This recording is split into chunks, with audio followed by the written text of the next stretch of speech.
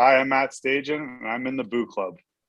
Ladies and gentlemen, welcome to another episode of the Battle of Ontario Hockey Podcast, featuring a Senators fan and a Leafs fan. We're here to talk about your two favorite teams, the rest of the NHL, local hockey, hockey all around the world, and to bring back memories from your favorite hockey teams and players. If you love the Leafs, Sens, B-Sens, NHL, or any other hockey, including the late Belleville Bulls, you are going to want to tune into our podcast. The gloves are off, the buckets are spinning, let's get the chirps flying.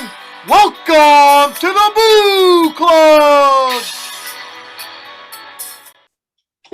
Welcome in, guys, to another episode of the Battle of Ontario Hockey Podcast. I'm Flem, and we got Brokey over there. So, first of all, we got a huge episode today, guys. Belleville legend, Toronto Maple Leaf, Calgary Flame, a guy who played 1,000 NHL games.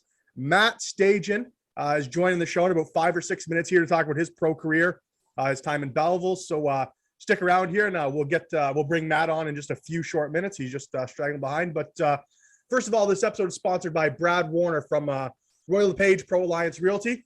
If you're looking for a realtor in the area that's knowledgeable, reliable, and trustworthy, guys, I promise you, Brad Warner is the guy you are looking for. The spring market's coming up. There are more buyers than sellers out there. So if you're looking to buy, you're looking to sell, you're looking to renovate, give Brad Warner from Royal LePage Pro Alliance a call. You can find him on Facebook or Instagram.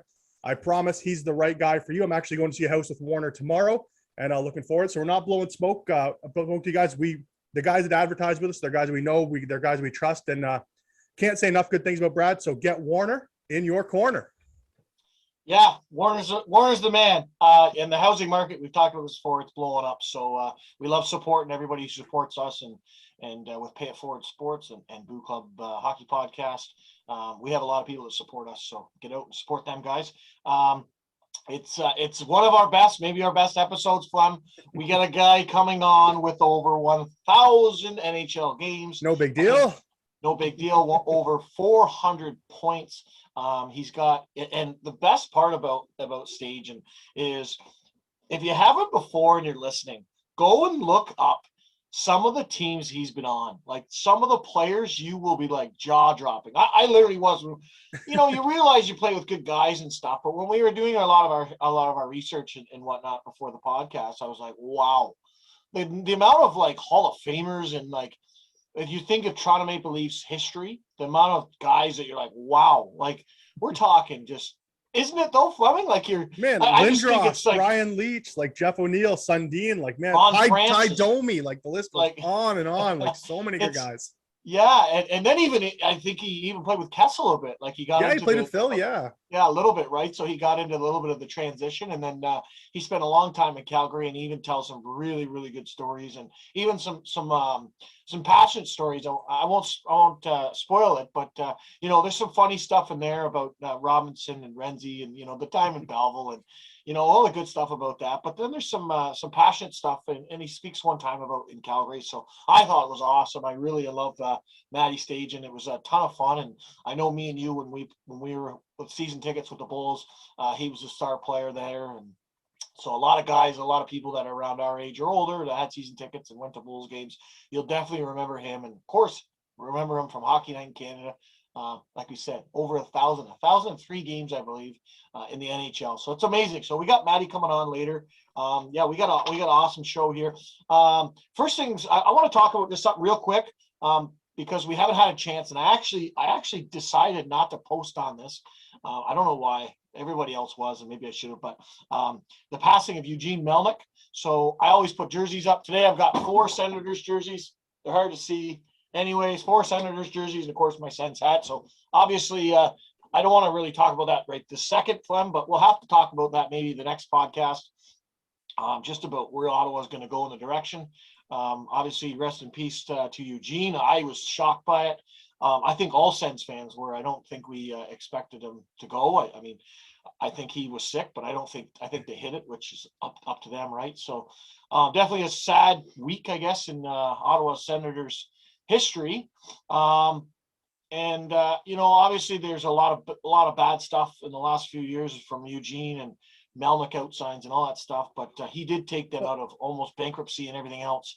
I think it was like the early 2000s. So, he was a big part of this team, and he was probably one of the number one fans, and love him or hate him, he's huge for keeping Ottawa. I think this is kind of the case for like Senders fan of like, you never really know what you had until you lost it, right? Kind of thing. Like, he saved the team, like he made some progress, and like, I think fans get mad because they kind of feel like you're backpedaling a bit, like when you trade Carlson and stuff, right? You get frustrated with that kind of thing. But I mean, this guy saved the team from the brink of extinction, right? Like he kept him in Ottawa. He loved the team. He put money into it. And yeah, like maybe you weren't seeing enough, the progress you really wanted to, but a man that'll 100% be missed, and was great for hockey, great for Ottawa, great for the community, even the city of Belleville, like where we live now. I heard that the Sens deal was pretty much dead to bring the Belleville Senators to Belleville until Eugene got involved. So just someone that's, a great guy in the hockey world, and, the community won't be the same without a guy like Eugene Melnick. So our condolences to the family and to the organization. And I certainly believe he will be missed, and is the main reason why hockey's still in Ottawa. And that's the other thing that we'll have to touch on. We're not going to touch on in this segment right now because we don't have time. We want to get to Matty Stajan for you guys. But a lot of people, they all talk about Ottawa. What's going to happen with Ottawa? And that's the main thing. There's no question. But also Belleville. Like, he's the owner of Belleville, right? Yeah. So the Belleville Senators. So it'll be interesting to see how this plays out. I think there's a lot of different scenarios. There's different guys who could buy the team, and then is it a separate identity? And I think it will all come together with the Belleville team, right? So we'll see. Second thing, I'm kind of wearing another jersey today, and I've got the Boo Club Sports jersey on today. This is going to be my team I'm helping out with. I'm I'm just playing on. A buddy of mine, Mark Goody's kind of running it, but for our hockey tournament next weekend, we are fired up. I got to talk about that. So my team's ready. I think we're ending up with 16 teams, which is still a really good number. We were aiming a little higher, but hey, you got to aim high to have a good result. So we're going to have a ton of fun next weekend, right, Flem? It's our 4-on-4, Kings of 4-on-4 championship. You've heard probably the ads all over Facebook and the radio and everything, but we're going to have a ton of fun. It's in Madoc and Marmara. We are going to have a bar in Marmara upstairs at the viewing section. Like we said, we got 16 teams. They're all in the same division. They're all going for the same championship. 8 teams move on, so half the teams move on to the quarterfinals on Sunday. I'm excited. I got my team ready to go. We got a good team, but we're older.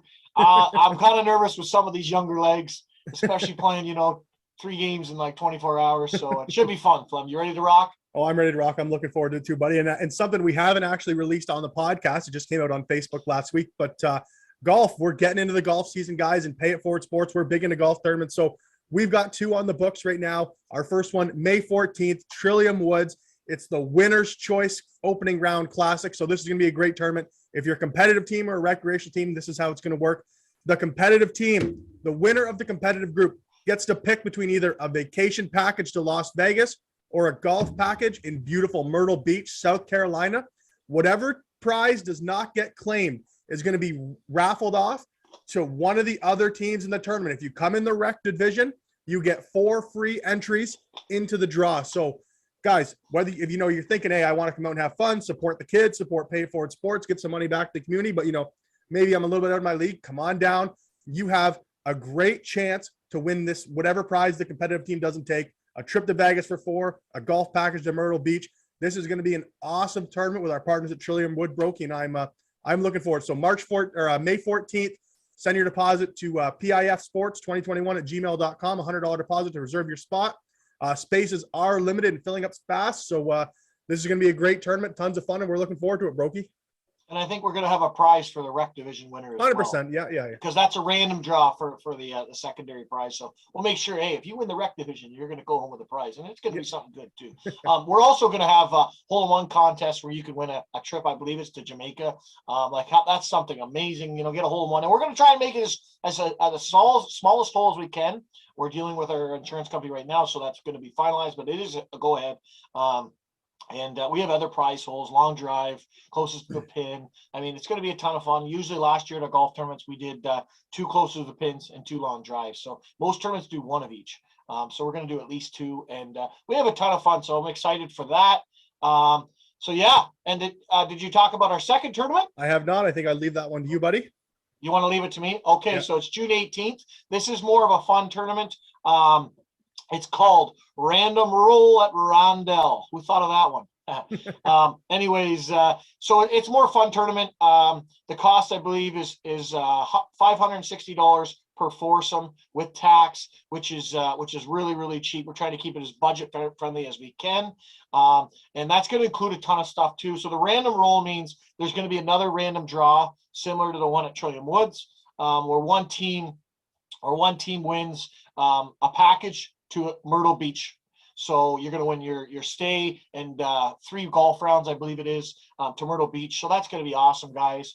And then we're going to have more prizes for winning as well, gift cards and all that fun stuff. We're going to have a hole-in-one contest. We might try and do it so you win cash. We're working on that, guys. Stay with us. But that's going to be a ton of fun. So that's at Rondell Glen. Of course, lunch is included at both of these tournaments, guys, or food's included at both of these tournaments. Also, what else we got for them? Oh, 2 long drives, too close to the pin. I mean, we're going to have a ton of fun, guys. Obviously, the beer cart's open. Weather's going to be back. Everybody's back to normal. So get in these tournaments. And absolutely. I think, as hockey season winds down, everyone's starting to look forward to golf. And I did forget to plug our 2 lead sponsors of the main tournament. So for May 14th, our sponsor is the Smoke and Leaf Shop in Marijuana. They'll be on site, maybe with some, just talking about themselves. And then June 16th, our partner, Brad Warner from Royal LePage, Pro Alliance Realty. Get Warner in your corner. He's going to be out there June 16th, and we're going to have a blast. Be ready to get into the Matty Stajan here, Brokey? We'll get into Matty Stajan. I just want to touch Brad Warner might have a surprise for you, everybody, at the golf course in June. So look for that and get Warner in your corner. Yeah, so here we go, guys. Our interview with a 1,000-game NHLer, Belleville Bull, Toronto Maple Leaf, Calgary Flames. This episode is sponsored by Brad Warner from Royal LePage, Pro Alliance Realty. Get Warner in your corner. Here we go, guys. Matt Stajan. Ladies and gentlemen, Fleming and myself have the opportunity to introduce the Boo Club Hockey Podcast first ever 1,000-plus NHL game player. This gentleman was a late bloomer playing major midget in Toronto and not getting drafted until he was 16. His no-quit mentality made him making the hometown Belleville Bulls in his first year as a 17-year-old. He ended up playing 3 amazing years in Belleville, playing on one of the best lines to wear the Bull, with fan favorites Nathan Robinson and Mike Renzi. Later that summer, he was drafted by the Toronto Maple Leafs in the second round, 57th overall. During his 3rd and final year in Belleville, as a 19-year-old, he led the Bulls in scoring and won a silver medal playing for the Team Canada at World Juniors in Halifax. The same year, he played games for St. John's, Newfoundland, the Leafs AHL team, and also played in his first NHL game for the Toronto Maple Leafs and scoring in his first NHL game. He had the opportunity to play many seasons with the Toronto Maple Leafs with greats such as Matt Sundin, Ty Domi, and more. This fan favorite was a part of one of the Toronto Maple Leafs' biggest trades ever, which dealt him from Toronto to the Calgary Flames.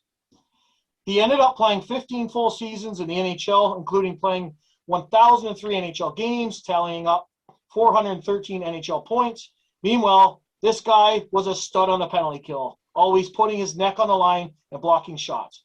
When he was done in the NHL, he even played a year in Germany so that not just North Americans can be fans, but fans around the globe can cheer for him. He's now an assistant coach for the WHL Calgary Hitmen. Ladies and gentlemen, Matt Stajan. Hey, Matt, how's it going, buddy? Thanks for coming on. Thanks for pumping my tires there for quite a lengthy Yeah, intro, sorry, that was a bit long. it. That was a bit long, but you're worth it, buddy. We were both big fans of yours, obviously, in Belleville, and we got lots to talk about today. So thanks a lot for coming on, and we love your hat. Well, I appreciate you guys reaching out, and it's always nice to reminisce about where it all started in Belleville. So I'm looking forward to this chat. So just before we get to Belleville there, I just had one question. So was it true you weren't drafted to the OHL until you played major midget, or it was midget then, which we would call now major midget, right? Yeah. So the way it worked was my year, the 83 year, I played Bantam and was playing for the Mississauga Senators. And it was the year when the OHL was changing its draft year. So what happened was they did the draft, and then they had a Bantam. They called it the Bantam draft, and they did 20 rounds of 83s. So the regular draft was your first 2 rounders could be 83s, and the rest were 82s. And then they were transferring, so they had a 20-round Bantam draft. And I didn't get picked in that Bantam draft. So there's 20 rounds of probably pretty much majority of AAA players probably in Ontario getting picked. I did not get picked. So I went back to midget. And the next year it transferred to an 84 draft. So everybody in that draft was just 84s. So you draft your underagers, your top 2 would come to your team, and then you would just kind of hold your 84s, which is how it is now, I think. They made some changes to obviously who you can keep as an underager, but they were still allowed to pick 83s in that draft. And so I went back to play major midget, and I kind of took off. I wouldn't say I dominated, but I was probably one of the better players in the league. And Mike Crawford was at my games all the time that year because Paulo Koliakovo was our goalie, and he had been picked by Belleville in that Bantam draft the year before. So that's kind of how he saw me, and he would be at a lot of our games. And they took me in the 4th round.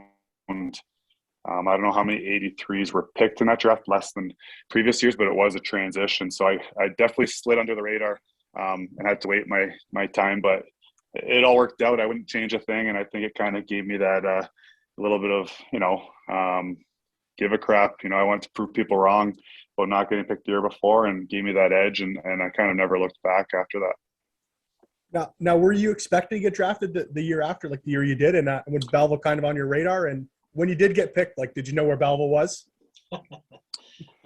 Yeah, everybody a lot of my teammates got drafted the year before. And then Carlo Koliakovo was playing in Erie, and we were good friends and still are.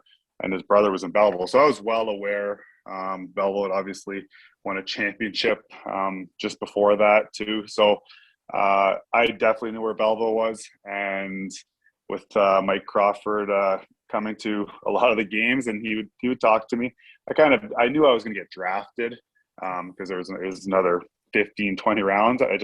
You didn't know how it was going to work being an older, you're an 83 and an 84 draft class. You kind of, I thought I'd maybe slide a bit, and I probably did, but being a late birth date probably helped, and that definitely helped with my NHL draft. And so that's kind of how it worked out. It's kind of crazy. I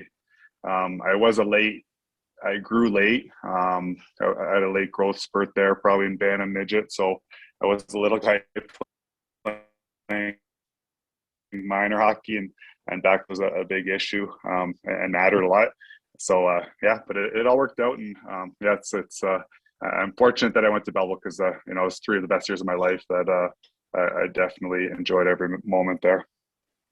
That's awesome. I love that. So now that we're on to Belleville here, so your first camp, I mean, you were with a pretty rowdy group the first couple of years you were there. What was it like coming into the first camp? I just assumed there were just fights probably all the time. And was it a big adjustment kind of coming to the OHL? It was. I went in. I wasn't sure if I was going to for sure go to the OHL, because obviously I had already missed an underage year where most of the guys, were already in the league my age. So I went there and I wanted to stay, but schooling was important with my family. And so it wasn't a for sure thing going, so you go the first 48 hours, feel it out. But I wanted to be there. And, you play your 2 days, and I don't even know how I played. Probably just kind of just got by, and there were a ton of fights. That's obviously David Silverstone's first year. He came in, he was fighting every shift, it seemed like, and looking for a job. And then one of the underagers that year was Brad Lemieux.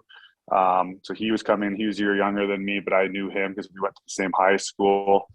So I knew he had a spot on the team because he was an underager. Andre DeVoe had a spot because he was an underager. So there wasn't a lot of spots, but I was eager, to make the team, and I did. I was getting healthy scratch there a lot my first year, but once Christmas hit, things kind of took a turn, and I found my place in that lineup, and never looked back. So was Christmas when you get hooked up with Renzi and Robinson? Because that line did start your rookie year, I believe, right? Yeah. So probably fun fact, I played left wing pretty much all minor hockey. I didn't play any center, like minimal center. So when I went to Belleville, I was a left winger, and that's where I was slotted to play. And looking back, I kind of don't know why that, because I've always been a well-rounded player and cared about the defensive side of the game. But I always played with my buddy Matt Foy growing up, who he went to the Ottawa 67s, and he was a centerman, and he kind of dominated minor hockey. So he was always the center. But as we got older, he ended up being a winger, and I ended up being a center. And that first half year in Belleville, I was on the wing, and we were trying to find a guy to play with Renzi and Robinson, really, because you had the Radivojevich, Wellwood, Randy Rowe line that was just tearing it up, and then you had your third line was, I think, Cody McCormick was with Paymer, and I probably can't remember. And Silver, then you had probably Renzi. third guy. That's right. Silver was, he was up there playing with them. He'd be on the fourth line a bit. And then you had Renzi Robinson, and then trying to fill that void, who to play with them. And it was kind of, they were trying guys out the first part of the year. I was new to the league, and now coaching at the junior level, you see like that first half of season, it's an adjustment for the guys coming from minor hockey. It's one thing coming from tier 2, but coming from minor hockey, it's an adjustment. And Andre DeVoe was getting some looks there, and Brad Ethemu was kind of he was given some opportunity, and then they eventually they threw me at center. They asked me if I could play center, and I was like, yeah, let's do this. And never looked back. I played center from that point until pretty much I retired. Other than the odd game, maybe I was on the wing in the NHL, but yeah, I was a centerman from that point on, and I never really had any experience at center before that. So it was that Christmas, and that second half of the year, I took off. I ended up with like 27 points, I think, my rookie year in Belleville. But most of those points came after Christmas, and yeah, that kind of led us into the next season where our line would arguably, I'd say those two guys with Ramsey and Robinson were the top 2 scorers in the league. So we were a pretty good line. Now, whose decision was it to put you off the middle there? Just because, of course, you got Jimmy Holton, the head coach, but you also had James Boyd as one of the assistants on there, who we know the success he's now had in junior hockey. So I'm just curious, if there was one guy that's like, hey, let's try Matty up there? Or? Yeah, I tell you who exactly said it. I keep in touch. Like James Boyd, I've talked to him. Jim Holton, I still see them, and Jamie Pringle, who he's actually the video coach here in Calgary, and was with me in Calgary the last 10 years. So and actually had lunch with him this week. So it's a small world in some sense. But those 3 were running the show. Brad Vaughn was the GM, but yeah, we'll give the credit to all 3 of those guys. Probably Jim Holton's the guy who's making the calls. He was the head coach, and he put me there, and yeah, and it really that season, finishing the season off with those guys, and we went to playoffs, and we I actually got suspended in the playoffs for spearing that year in the second round, so I missed a few of those games. But that led, that off season, my confidence grew so much, and it got stronger. And coming into the next season, knowing that I was a OHLer, and I was going to be playing with Renzi and Robinson most likely. You never knew, because Wellwood was obviously losing his winger. So in the back of my mind, I was like, yeah, he might slide in with Renzi Robinson, but we just clicked, and I sat between Renzi Robinson in the room. So I kind of, grew a bond with them, and had to listen to them go back and forth at each other for a couple of years, which was a lot of fun. And it really, it gave me confidence. My offensive game really took off. I was never I was a good goal scorer in minor hockey, but I was never a huge scorer. And I would say that, playing with those 2 guys, and they were very offensive minded, to say the least, especially Nate. But it was the perfect recipe where I could concentrate on supporting the puck all over the ice in the D zone, the neutral zone, and kind of, get the puck to those guys. And, it really rounded my game. And then you start scoring goals, and those guys putting the pucks in it, and you're involved in that.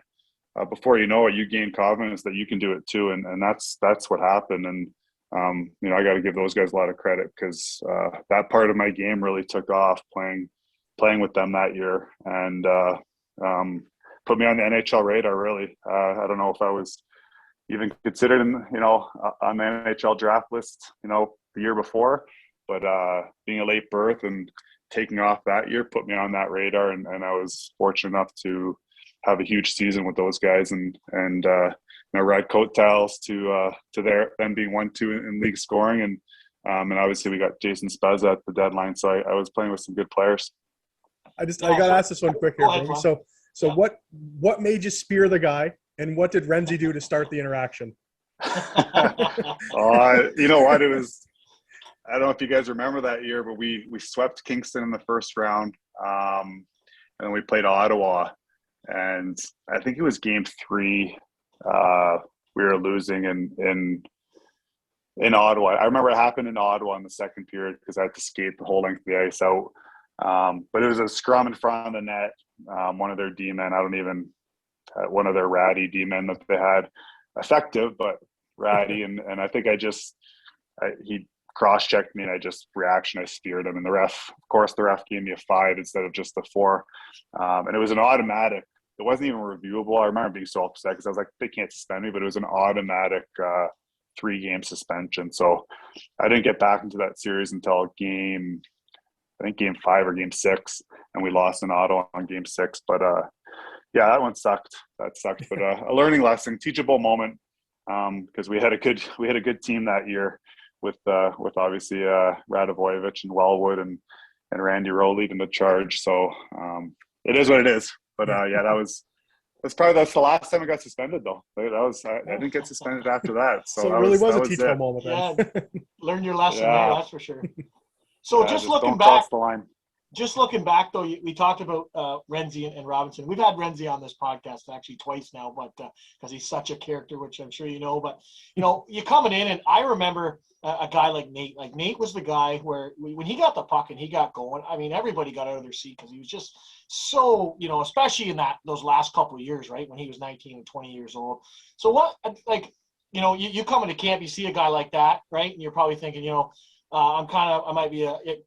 first off, you're trying to make the team, and then you make the team, and then at the end of the year, you're playing with them, and then you move into your next year, and it's got to be such a huge confidence thing that you can play with these guys.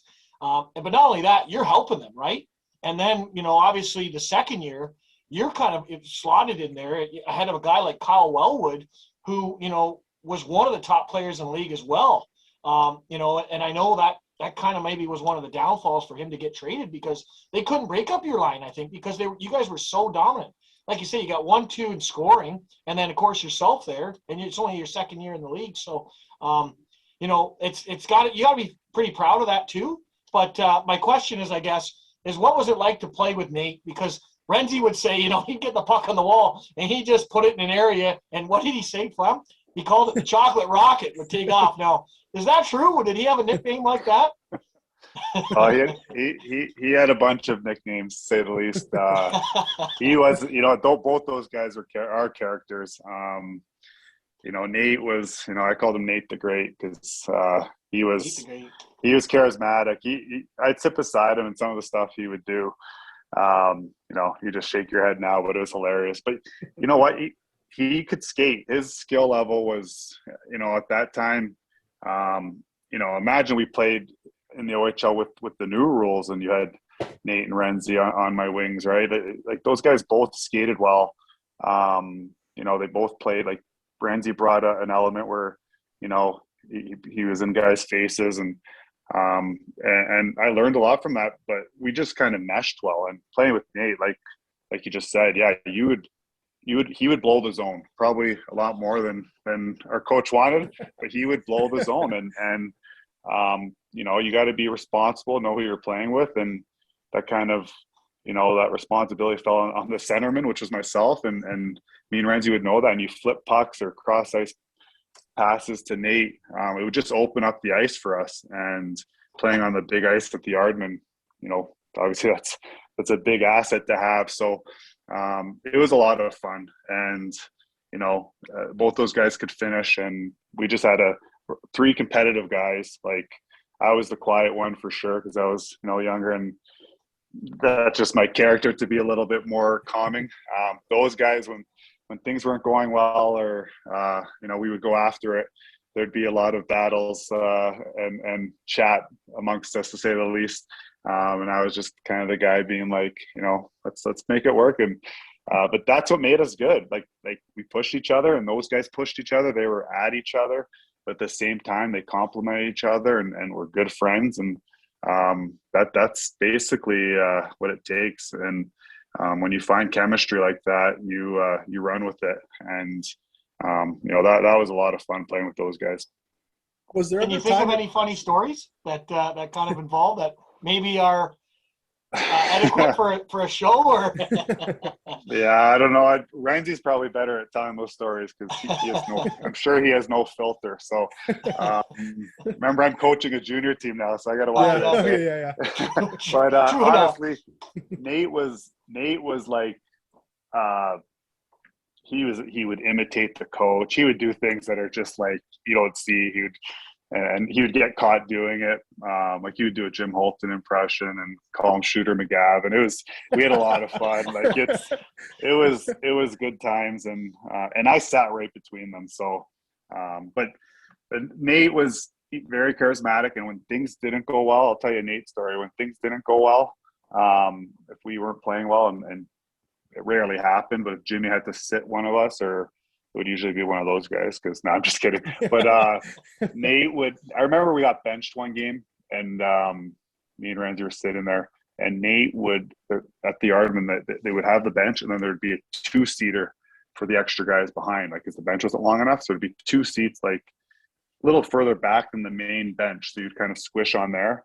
And when we would miss some shifts, I remember Nate would sit at the back there, and he undid his skates mid-game and just kind of leaned his legs on his stick. And Ramsey's like, "Stage, look at Nate back." Well, everybody saw it, but we're just like, that's just nuts. Like, but that's Nate. Like, if he was pissed off, he was like, he was showing it. So, but there was a lot of stuff that happened, and it's unfortunate we didn't do that. Like, that year, my second year, and their overage year, we had the team. And looking back, we brought in Mike Moll, we brought in Spaz, and Welly was unbelievable. But we made that trade and went all in that year. I honestly think the reason there's a lot of reasons we didn't win, but the difference was we brought in Dan Grouden. I don't know if you guys remember that name, and he got injured, and it depleted our D a lot. And I remember just the difference in our team, because in junior you can roll 4D, but that was our defense. We had some injuries, and that was the difference. Like, I remember when we lost Grouds, it was a big deal for losing a depth defenseman at that level, playing a team like, and I remember we had a 2-goal lead every game in Barrie in that second round, and we lost all 3 games there. We had to win 1 in Barrie because they won game 1, I think, or game 3. And every game in Barrie, we had a 2-0 lead, and we lost, I think, all 3 in overtime. So it's just kind of like, that's how close the series was. And they had our number, and credit to them. But if we beat them, we're going right to the final and playing Erie, which I think our team and Erie are probably the 2 best teams that year. And that's when you look back on where you wish could have went a different way. Yeah. Well, the second year, you guys had such a stacked team, right? Like, I think everyone, and you were so hot down the stretch too, right? So everyone thought you were, going places. And I have heard before too that everyone said, I think it was Barry's depth on defense that probably won them the series. I guess that. But I kind of want to circle back. So someone mentioned this story about the Spezza trade, and they said Jimmy was bag skating you guys one time, and then he was supposed to shoot the puck from one end of the ice to the other, and he fired it over the glass. Any truth to that story, or can you confirm or deny? Yeah, that happened. That's Welly. You know what? I became, like, obviously, meanwhile they were close. We played together in Toronto after as well. But he was just having injury problems that year, was frustrated, and the game was so easy for him, really. And but that story, I'm sure you've heard it a few times. So yeah, that did happen. I don't know if that's what caused the trade. I think there was a lot of moving parts. Jim Halton had been with, I think he coached Spez in Mississauga as well. So there was a connection there, and they brought in Mike Mole. So I think that opportunity came to get Spez, and Welly kind of wanted out too, obviously, if you hear that story. And Welly went to his hometown, so it was good for him, and it was good for that year. But it would have been nice to have Welly the next year, because then our team probably would have been a little bit better for sure. But woulda, shoulda, coulda. It was amazing playing with Jason Spezza. I played minor hockey, like paperweights, like when I'm just starting hockey. His dad coached me, so we went way back. So playing with him in Belleville, and having seen the success, and he's still playing, it's been unbelievable. So it was a lot of fun. Like, I can't say enough about my 3 years in Belleville. Can you kind of tell us what you're thinking when that trade goes down? Because that's like the ultimate go for it this year move, right? Like bringing Jason Spezza for Wellwood. So are you a little starstruck when he comes in, and just what are you thinking when that trade goes down? I wouldn't say I was starstruck, because I knew him. So I kind of had, like, we played against each other in the GTHL, and I played with him. So, walking, seeing him at the rinks my whole life, it wasn't, for me, it was like, this is awesome. We're bringing someone I know, but it was also, we're bringing the best junior player in the world. So for sure, it was exciting for everybody. He was just so good. Like, the game was easy for him. And he just dominated. Like, really, he had a few, like, 7-8 point nights when he came in, and playing on the power play with, I think we ran a 5-man power play unit when he got there. It was our line with Renzi Robinson, and then I think me and Spez were playing the point for a bit on the power play. And I don't know if Pamer was on there or McCormick, but it was just unbelievable, and so much fun. And it's one of those, take me back, let me relive that 4 months again, because we were one of the best teams in the league. We were probably rated top 5 in Canada in the CHL rankings, and we brought in Mike Mole. We had the goaltending, and and we had fun. Like, we were teenagers, living our lives on a high, and having our fun in Belleville, which was, helps you grow up, but you got to be a teenager too. So we had a lot of fun going out to the Moviolas and Little Texas, and all those bars in Belleville. We didn't miss a night. We enjoyed ourselves, but we came to play, and that's basically the way it was in Belleville. And it prepared me for pro, and it helped me make the jump so quickly to pro, because I had to learn how to stay in control. You got to get ready for the games and show up, but you also learned how to have your fun but pick your spots. Who was the one guy who wasn't going to miss a night at Little Texas? The one guy, I could probably name 3/4 of our team. All right, that's an acceptable answer too. You can go with that. Yeah, I'm not gonna. We put it this way. I lived with Malcolm Hutt. He moved in with Colin and Liz at the Rushlows, and we had fun. Like, you're living with a guy your age, your buddies. You're in junior. You're on one of the best teams in the league. You're having success.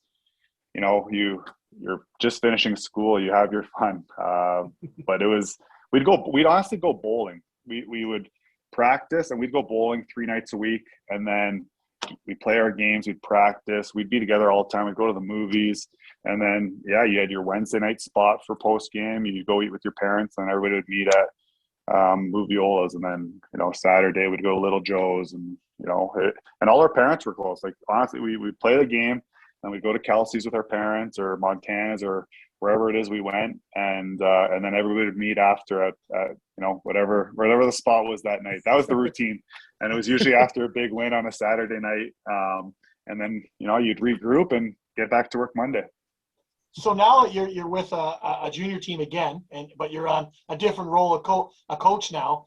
Is it the same, or what sort of things are different compared to when you played? I mean, we're talking like 20 years ago, right? So yeah, it's very different. Well, it's different in a lot of ways. So from the coaching aspect, like, the things that the players have access to now, like the video, like we get all the games, the guys get to watch all their games, where back then Jamie Pringle basically had to tape it on I don't even know if we had CDs yet or DVDs. It was probably on a VCR and like cut it that way. Like it's just so different. But like the players now, they get their stats on everything, face-offs, power play. Like you'd have power play, but like just all those little things though, it's right in front of you now for the junior level. It's basically like pro. Everything's right there for them. They get treated like pros. But also it's, just the world's changed, right? There's social media now, and more liability issues too. Like we can't drink beer on the bus for liability reasons, where back then the coaches would always have some beers on the bus. Like just stuff like that. It's changed a big time, just as our world has. So I don't know. I don't want to bore you guys with the details of how it's different. But I was thinking, like, it is so different from when I was in Belleville, and a lot of it for the better, but a lot of it, I think it's for the worse. Like I think there was something to the way it was back in the day, but we can say that about a lot of things in this world. So you don't have a Chris Rutledge bringing his cooler full of beer on the bus, eh? No, what a guy he is. No, we're not even like I could, yeah. You get him at the rink. They have some coolers in the rink, but no, it's just so different now. And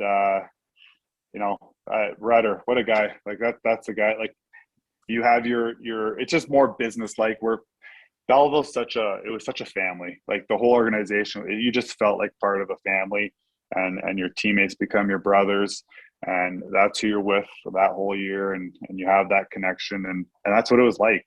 We're now, and it's different because I'm coaching in Calgary. It's a big city, so the guys are more spread out, and it's COVID time and all that, so it's just a little bit different. But like we hung out every single day together when I was in Belleville. Like they're your brothers, they're your best friends, and that's the only people you see really for however long your season is, and I tell that to the young guys now. I'm like, this is the time of your life. Like, enjoy being around this team. Like, hopefully you're all fortunate enough to play pro and live out your dream in that sense. But, it's not going to be like that for everybody. So really enjoy this. You guys have to enjoy this time in junior, because it's a special time. You don't, when you're older, you look back, you're like, man, I didn't have any responsibility back then. I just played hockey, went to school, right? Now we're older, you have kids and families. It's just so different. And that's one of the messages I tell the guys. Yeah. So going back to what we were talking about earlier, David Silverstone, we were talking about that type of player, and that, Jake Gilmore and guys like that. So what did you have? What's your thoughts on? I like David because I feel like he did so much more off the ice too. Where, you talk about his presence on the ice, and, they're there to stick up for guys, but just the most loving and caring and personal person. Anybody could talk to him in the world, and, he's going to treat them like they're his best friend kind of thing, right? So did you have anybody, first talk about him maybe, and then going and playing in Toronto and Calgary both for so long, was there guys like him on and off the ice as teammates? Yeah. I always got along with we'll call them the tough guys, the guys who protected.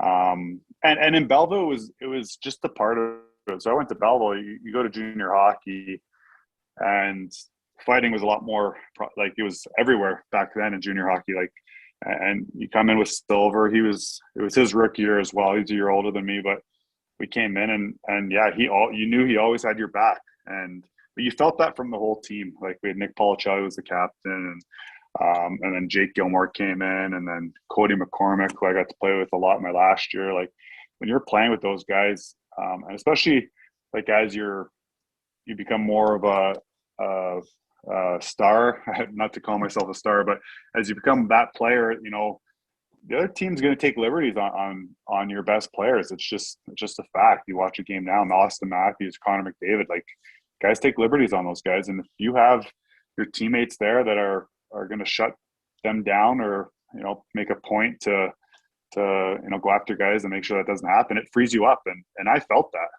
especially as I really came into my third year, like playing on a line with playing with Renzi and Robinson, Renzi would spear someone in the face if they did something. But then if you're playing like I played with Paymer and Cody McCormick, like those guys were two tough guys, and we were a good line. We were a really good line my last year. And part of it was because we brought that element, and more so those two guys that, you're not gonna mess with us. Like, you're not taking runs at us. It kind of gave us some extra ice because guys weren't taking liberties on any of us, and both those guys could shoot the puck, and it worked. We were it was a lot of fun, and that's just the way the game was back then. And when I went to pro, obviously you have guys like Silverstone and Jake Gilmore and then the guy that just talked about, but you go to pro and it's no different. Like I played my first year, like Ty Domi took me under his wing. Like, he was so good to me. And I remember getting ran like 5th game of the year somewhere. I don't even know what city, New York Islanders or something. And, Ty's right in there. Like, I'm a 19-year-old, 20-year-old rookie, and, someone takes a run at me, and all of a sudden, it goes from David Silverstone to Cody McCormick to Jake Gilmore. Now it's Ty Domi. Like that, it's such a big part. And then you go through your career, and then I'm playing with Brian McGrattan, who I'm good friends with, and all these guys. Like, they're such an important part of the team, especially in, we're seeing less of it in today's game, but there are examples where it does help. So I'm a big believer in that, and it's not even you need the heavyweights because that's gone away, but just knowing that, like, if a guy gets ran or someone takes a cheap shot, like, your teammates are going to be there. It's the whole team. If you're the guy on the team that's not going to do anything, you're not respected, and that didn't fly in Belleville. If someone took a liberty on one of your teammates, everybody was getting in there, and it's what gave us success. It's what made us close, and it was just that brotherhood that we had. I got one here, Brokey. So Matt, you've kind of used this thing a couple times in the show where you said Saturday night in Belleville. So what was the atmosphere, and like, was there like a big buildup for you guys for Saturday night in Belleville? So like, I'm assuming it's not as big as like hockey night in Canada, but when you're living it and when you're in the moment, what did a Saturday night feel like when you guys were going to play at the Yardman? Yeah, it was fun. I thought we had one of the best junior setups, like Wednesday nights, Saturday nights, and you knew you were getting a good crowd at the Yardman. You'd feel it when you're driving in. We'd park in our parking lot there, the chip truck across the street, and you just saw cars piling in. And you came out, and it was a rowdy crowd. I think that died off a bit down the road, but when I was there, it was every Saturday. It was 3,000 strong. Probably even more. But it was a loud rink, and we. I can't speak for the teams coming in, but I know, talking from other guys, like, they did not like coming to Belleville to play. We were a tough team to beat. If you look back at the records, I would like to see how many home games we lost in my 3 years there. Or even, if you look at every season, like, the home record is just, and the big ice has something to do with that, but also the atmosphere itself. And there was a lot of hype to the games in that city. You felt it, and it was really enjoyable. Now, how did the big ice treat your game? Do you think that really helped you, and especially with the line mates you had too, right? Do you think that was a big step and to get your confidence going? Yeah, maybe a little bit. I feel like one of my biggest assets is my head for the game. Like, my hockey smarts is probably one of my assets. So being able to adapt and then play on a big ice, and then you're going from big ice to small ice, from home games to away games. So you do have to adapt. And being a centerman, your angles and things like that, like, you have more ice to take in. And so defensively, it helped my game. People would think it helped my offensive game, but I think defensively, my positioning and where, how I do that, how you work that on the ice, I think that helped my game a lot, playing on the big ice. But also my skating improved playing on the big ice, because I knew I had to skate. So I'm in the summers, I would make it a point to work on my skating, and then just, having the ability to adapt. And that's the biggest thing. That's what I credit to the longevity of my career, is my ability to adapt and play different roles. But it started in Belleville. Like, I had to adapt game in, game out, from what rink we're playing, from different line mates I had. Like, I played Renzi and Robinson for my second year, and then my third year I'm playing with Paymon and McCormick, and completely different style players. And I was able to adapt and work well with both lines and create chemistry together that made us very effective lines in one of the top junior leagues in the world. Now, was McCormick like a real undercover tough guy back in the day? Because it doesn't seem like he's a goal scorer playing on the first line, but I mean, God, could he ever throw him, eh? Oh yeah, pound for pound, like he's probably one of the toughest guys.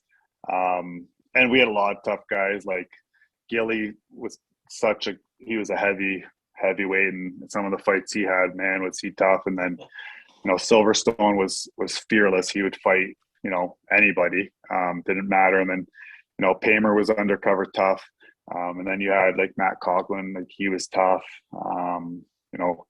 My first year, Nick Policelli, but then Macker, like pound for pound, like he was just like nails. And he brought that, like he had an NHL career.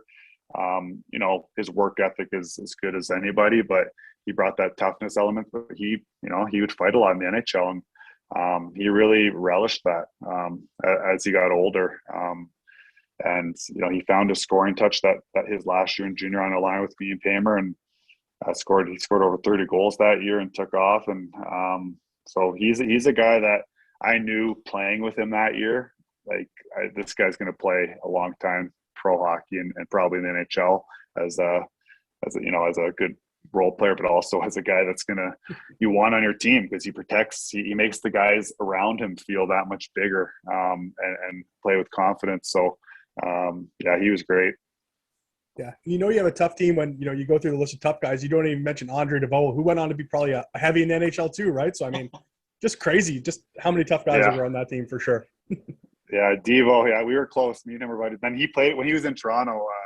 I was on the team, so me and you Devo played in Toronto? Okay, yeah. Yeah, so we keep in touch a little bit. He's a firefighter now and at the airport, but exactly. There's another guy that he worked his way and he could play games in the NHL because he brought that element where he wasn't scared to fight. But Devo was a character as well. He's a lot of fun, but he was Devo and all these guys, like you can go through all your teammates, and it's kind of the sad part is you lose touch with guys because you're playing with new guys and moving around, and guys all go their own ways. Like it's just the nature of life. But we had such a good group there, and it was a lot of fun. Now, you spoke about the fans and the importance of them, and you're right. Back in the late '90s, early 2000s, the fans of Belleville were absolutely phenomenal. Did they have the herd back then, Fleming? Fleming and I used to go and I don't remember when the herd was. Do you remember a group called the Herd, and they kind of get together? And I think it was near the bench. I don't know if it was. It was right by the visitors' penalty box. Was that what? Yeah, that's right. Because the benches are switched now. Were they around then or no? I don't remember. It was a group of like 10 drunk college guys, and then like two 12-year-olds. Okay. It was Jeff and I. Yeah, I remember. So like would they sit behind like the penalty box? Like, so the penalty boxes used to be on this home side bench. Yeah. Right around there. They'd be right around there. Yeah. Yeah, I kind of remember that. Okay. Yeah, but there was that, and then I remember the Belleville Bulls song that they came out with. That awful bubble. But they would rock that. I don't know how long they kept that going, but that was one thing I remember in my time there when they came out with that. They tried to make a big deal of it, and it's kind of. Now I'm like, oh, it's a cool song. They made a song with the team. But at the time, I remember the guys like, wow, like that's the best they could do. Hopefully those guys aren't listening, but yeah. No, we haven't had them on yet. And then they obviously in the playoffs, you had the Hex too. What was your thoughts on that? Because I mean, I don't think you'd get away with that now. There's a lot of rules and whatnot. Yeah, that was awesome. And that's junior hockey. Like that's what I remember junior hockey, or that's what it should be like. Like home ice advantage should be something like. Your fans are doing stuff to the other team. Like how great are college games and playing in Europe my last year, like they do it right over there. Like they taunt, like when the away team has a penalty, like it's like booing the whole time, whistling, when the home team has a power play, it's cheering the whole time. Like there's that element to the game and you see it more in soccer in Europe. But junior hockey, like stuff like the Hex, like things like that, or you'd go to, Windsor was always a tough place to play, and they'd throw like quarters on the ice, and just stuff like you obviously you don't want to see that, but there's just things that are that were great about it. Like I remember there being a Joe Louis night in one of the games we played in, and Rev made a couple bad calls, and there's Joe Louis all over the ice at one point during the game. Just stuff like that where you're not going to see today, and you don't want to see it, but it made like the rinks had character, right? And the Yardman had that, and then brought the fans into it, and the Hex and the Bowl in the corner, and it was just a great atmosphere.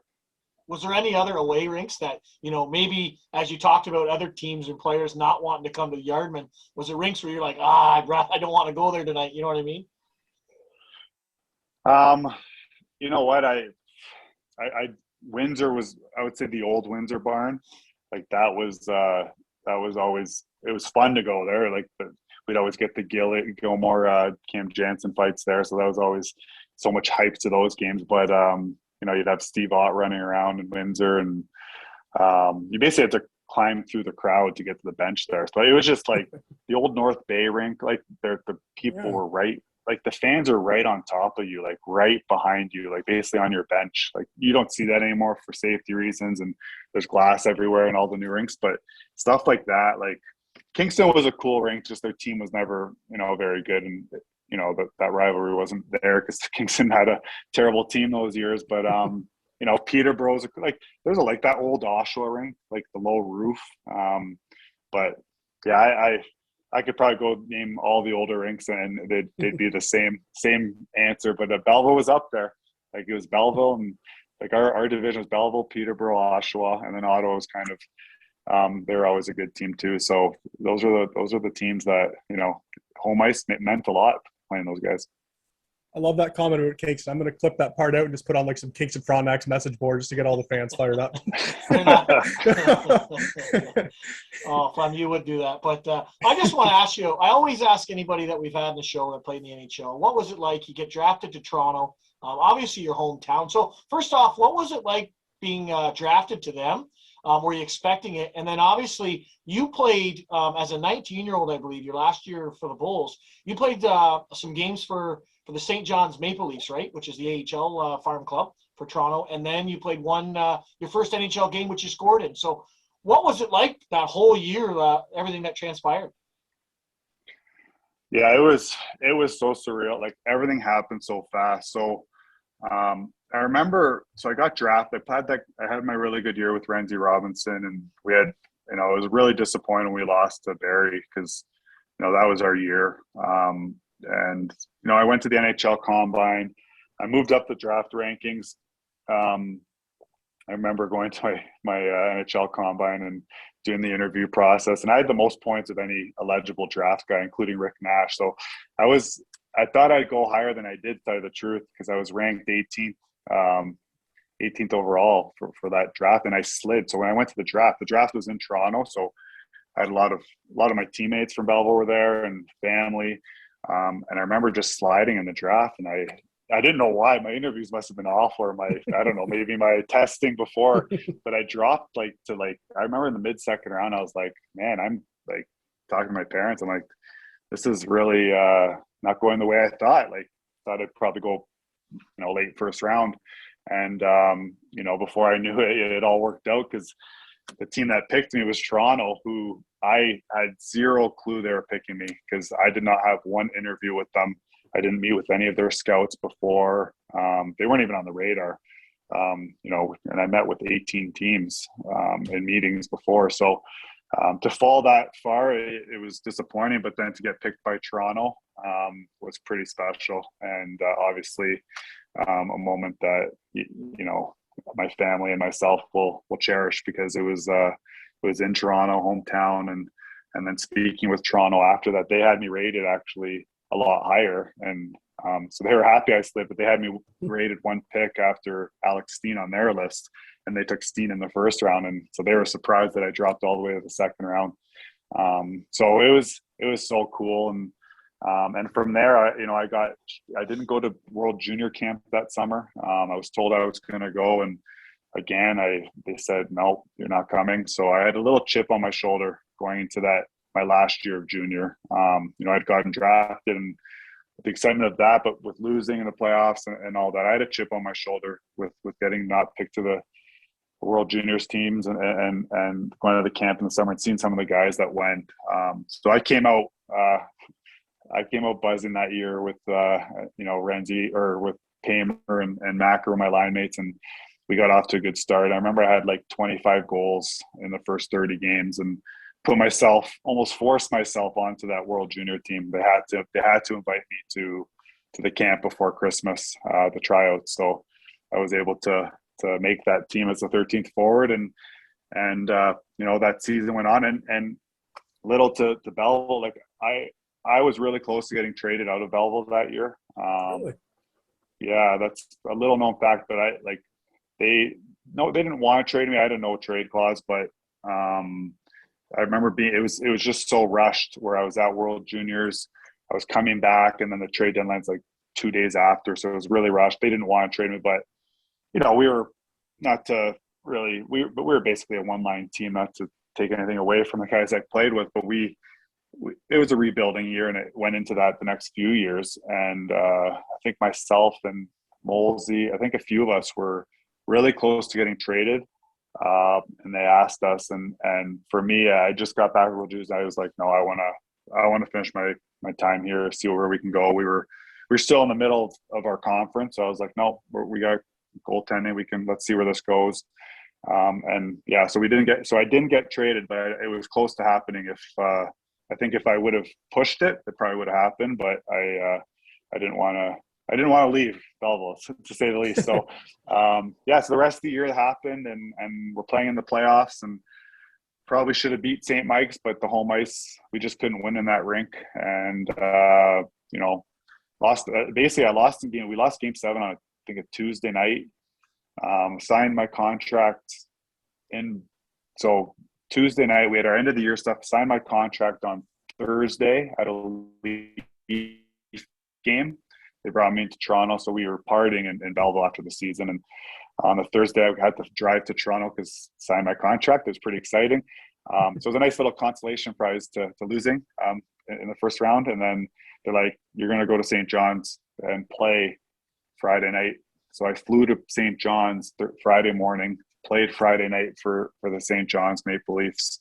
And it was their last game of the year as well. So after that game, we're out in George Street having some fun, and it was a late night. And then the next morning, I wake up in my hotel room in St. John's and have a message on my hotel phone.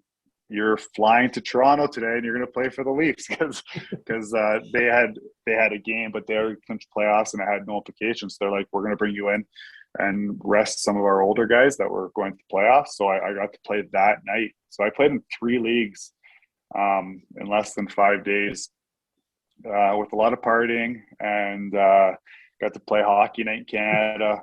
And I remember getting picked up at the airport. My sister picked me up, and I went to the ACC. I was there like 5:30 for a 7 o'clock game. Like I was late coming in, so it was very intimidating going into that dressing room. As I had a shaved head, mohawk from our playoffs. But you know what? I wouldn't change a thing. Like I played. I scored a goal in the first period, and I have a picture that I cherish to this day. I probably should have found it. Maybe I'll send it to you guys after if you want to put up there, but it's a picture with a bunch of my Belleville Bulls teammates who came down to watch the game. So after the game, it's me right after the game, and you got Paymont, McCormick, Jake Gilmore, Malcolm Hutt, and Mark Rancourt. I don't know if I missed anybody, but we're in a picture, and we're just outside the Leaf dressing room, and basically all arm in arm and celebrating the moment. It was pretty cool experience, and something I cherish to this day. It was a fun way to it's sad when your junior career ends, but it was a good way to transition to pro hockey, and I was very fortunate to have that moment. Yeah, that's a great answer. There's a lot to unpack with that question. The first one I just wanted to get to. So, was it a rough wake up the night after partying in St. John's? And then what do you think of kind of going to the rink? Like, this probably couldn't be happening like a worse time right now, right? Like, you know what? I was playing it. You dream your whole life about playing the NHL. So I was so jacked up. It didn't matter, how much sleep I got. I slept on the plane. Like, so my pregame nap was on the plane from St. John's to Toronto. And it's not a short flight. It's a good, 2.5, 3 hour flight. But yeah, it was a mad scramble. It was almost better. So obviously I knew I was playing, because they said you're going to play tonight if you can get here on time. So when I landed, it was such a scramble because I had to wait. I had to rush off the plane, but then I had to wait for my hockey bag, and get that, and then jump in a car and, drive through traffic. And I literally was going in at gate 2 in Toronto, which is one of the gates on Bay Street to get into the rink, and walking in with my hockey bag. And there's fans like already at the game. Like it was 5:30. It was late. Like I'm wheeling in with the hockey. People were probably like, "What is this kid doing?" And I was in the dressing room, and Doug Gilmour was my idol growing up. He was part of the reason I was playing was he was injured. That was his last year, and he had a knee injury. And I remember I was sat right beside Ed Belfour in the dressing room. He wasn't playing that night. Trevor Kidd had to start.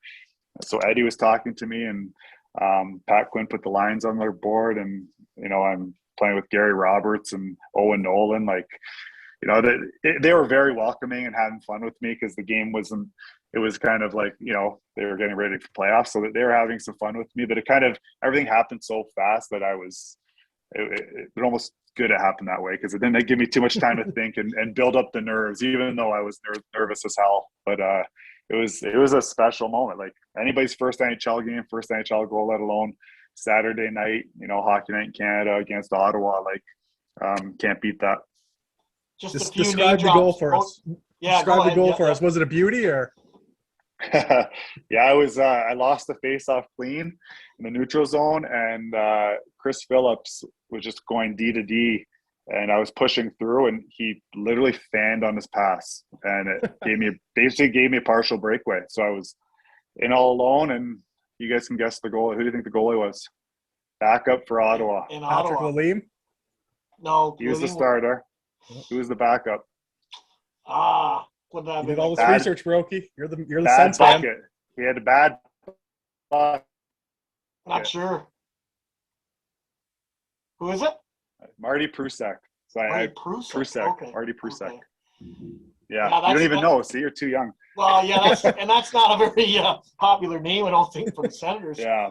But that's Yeah. cool that you remember the goal and everything, and Phillips giving it up, because I mean that's a long time Senator, right? Like he played for Ottawa for like 15 years, and he was a defensive specialist. But I love the name drops with Toronto, and that's kind of one question I want to ask, just because going through the rosters with some of the teams you play, especially at the start, there's so many popular Leaf names on there, and you've already named a few, but also Ty Domi, Matt Sundin, Gary Roberts. I mean, even some of the teams, I think there was Brian Leach and Ron Francis. And I mean, even when you played your next year, when you played your first full year, were you just in awe kind of thing, just being like, I'm playing with all these guys, what was that like? Yeah, I was pretty much a kid at a candy store. I was, I would drive to the rink.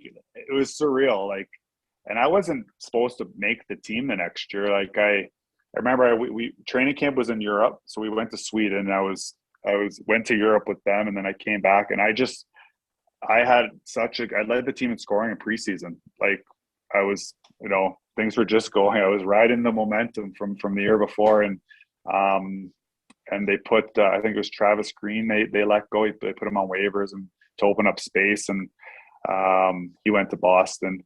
And that year was incredible. I was in and out of the lineup, so there was a chance. Like I think they were keeping me for a bit, and then they were going to send me down. But then we kept having injuries. So I kept playing, and I played the other big times. I'd play a lot, and I was there the whole year. I got sent down for I think it was 4 days at the trade deadline because they needed a roster spot, and then they called me up right after. I didn't even play a game in the AHL. They just sent me down to practice, and that trade deadline we brought in Brian Leach and Ron Francis. So if you look at that roster, like how many Hall of Famers alone are on that team, it's crazy. And I knew it at the time, and I remember I was so quiet, obviously being in that dressing room, but I would just watch. I would watch the guys. I was happy I was smart enough to I would ask questions, but I was just trying to absorb everything, not just how cool it was to be living my dream and playing with everybody, but like I was also like, I want to learn. So I would watch the way guys took care of themselves, and a lot of guys took me under their wing. Like I roomed with Joe Nieuwendyk that whole year, which was, just helped me so much. Just, you don't even share rooms anymore when you're a veteran in the NHL. So having a roommate, of that caliber and that quality person, and then Gary Roberts on the team, I get to train with him in the summers, and Matt Nickel was the trainer, but like they all took me under their wing, and Ty was great. Nats was unbelievable. And then Tucker, McCabe, like I can name that whole team. Cabrera, like it was just a good group. They're all legends, yeah, they are. And they all just like, they welcomed me and treated me as their own. I was like their little brother. That's what I felt like, because I was the youngest guy by 3 years. The next youngest guy was Ponikarovsky, and he was 3 years older than me. So it really felt that way. I was like the little brother on the team, and they were all taking care of me, having fun with me, and for sure I took I was a brunt of a lot of jokes, but it was, we had a good group, and it was, I thought we were going to do something special that year. Like we lost in the second round, but it was a lot of fun. I just got kind of noticed. Oh, go ahead. Go ahead. No, you go ahead. Go ahead, buddy. Was Jeff O'Neill on that team, or did he come after O-Dog? No. So he came the next year. So I got to play with him and on a line with him quite a bit. So they let Nieuwendyk and Robert. So then there's a lockout. So after that year, there's a lockout. Right. Yeah. So a year went by, no hockey. I got to go play in the AHL, which for my career I was very thankful for, because it helped me. I played 20 minutes a night in the AHL, and it was a good AHL league, that probably the best you'll ever see, because it was basically the top two lines were in the NHL the next year, because anybody on entry level could go down. So, like Spezza was in the minors, and Camilleri, like all these names. And so I played there. And then the next year they didn't bring back Roberts and Nieuwendyk. Well, there's a salary cap, all of a sudden $39 million. So you were a lot of our older guys were getting pushed out, unfortunately. And they brought in Lindros. So I got to play with Lindros, Jeff O'Neill, Jason Allison came, and I got to cross paths a lot of big names that are great people, and you learn a lot from. And you call them friends. Like me and O-Dog, we still text back and forth. Like obviously he's hilarious on his radio show, and he's really good at what he does. But he was like the exact same when I played with him, the exact same. And he was just a lot of fun to be around.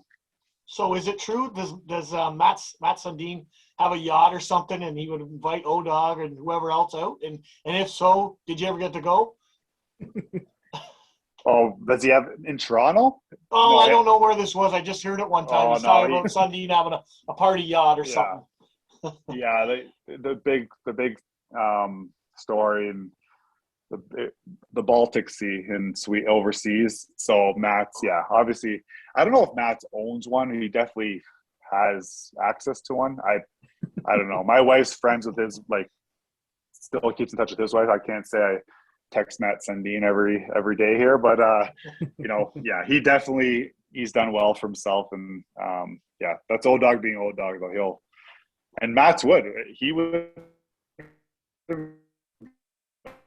like, I learned he is such a good person and good captain, and it was all about the guys and the boys, and he would take care of anybody, and would treat the guys to a lot of, like, the team parties we had at his house they were the best I had in my career. Like, he was unbelievable. What's maybe the biggest bet you've heard O-Dog put down on a poker hand or a round of golf or something like that? And was it with you? No, well, I was at the poker table on that plane with and I sat next to O-Dog, actually.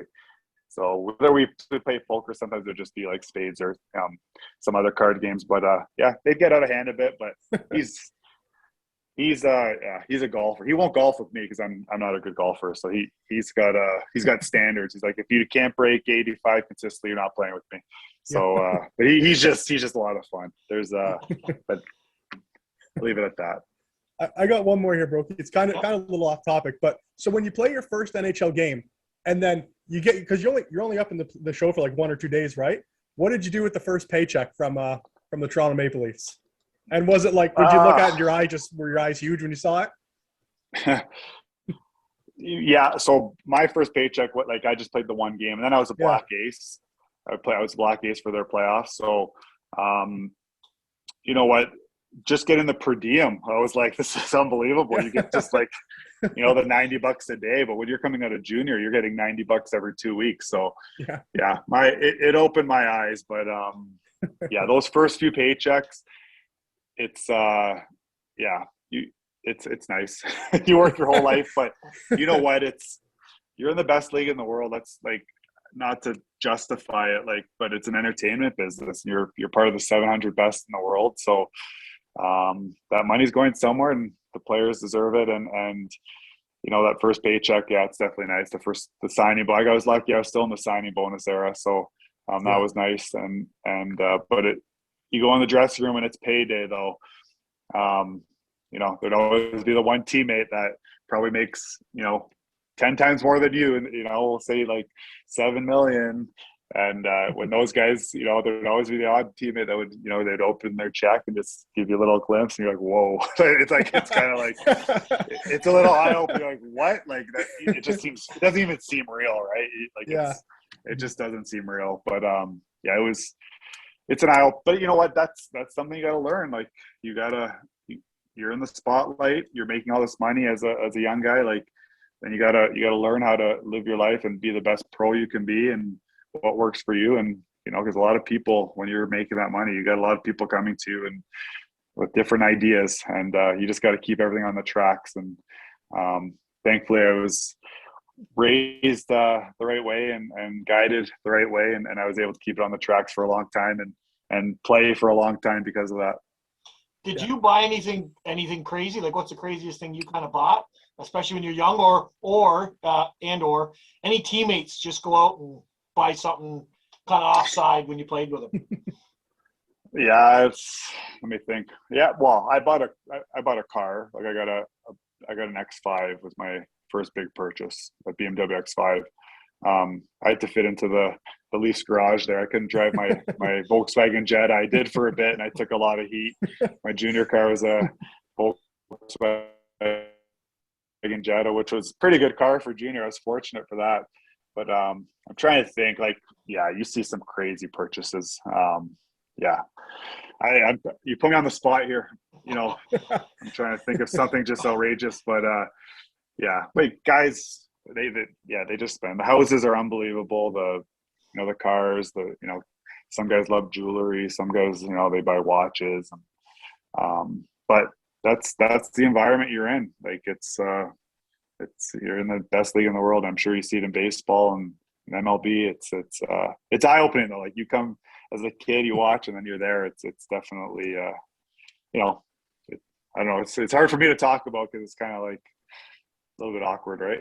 Yeah. No, and I agree with what you said. You said the players do deserve the money, and 100%, right? Because you could take the 500. If you took out the 500 best hockey players in the world and they weren't playing the NHL, the game would suffer. If you put in 30 new owners, the game probably wouldn't suffer at all, right? So the players do deserve it. It is a business. But speaking of it kind of being a business, I assume you found that out when you got traded for Phaneuf, right? Like, what was that like? Was that a tough pill to swallow kind of thing? Because you were a UFA when that deal went down, or pending UFA, right? So did you have any idea that was coming down, and what were your thoughts when it went down? Yeah, I was shocked. I knew there's a possibility I was going to get traded at the deadline just as a rental. And the Leafs are rebuilding, but I was putting up numbers. I had chemistry with Phil Kessel that year. Mm-hmm. He was hurt for the first part of the year, but I was well on pace I ended up with 57 points, but I was leading the team in scoring. And it just happened out of the blue. It was more that it happened.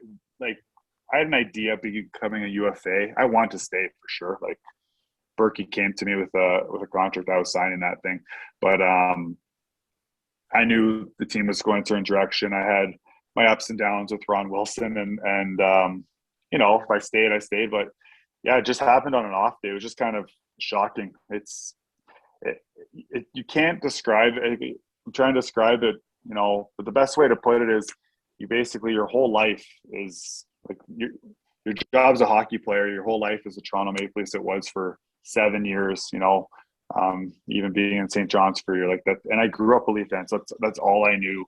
it just becomes your life. And then all of a sudden one day you're no matter, even if I was prepared for it, it would still be so hard because it's like you're gone. And you jump on a plane within 5 hours. I'm on a plane to Calgary, and basically going into a new dressing room with guys I don't know. Like you're lucky if you know someone, but I was only in Toronto, so I barely knew anybody. It's like being in high school and you're 3 years in high school, and then it's like you're going to high school in a different city, and you're trying to build relationships with everybody. It's that's the best way I could put it. So it's shocking. It took me a long time to adjust to Calgary too, to be completely honest. But hey, I'm still in Calgary now, so I love it here now, and I'm glad you got to experience a trade, but it's not easy. It's not easy for anybody, your family, your wife, if you have kids. It's the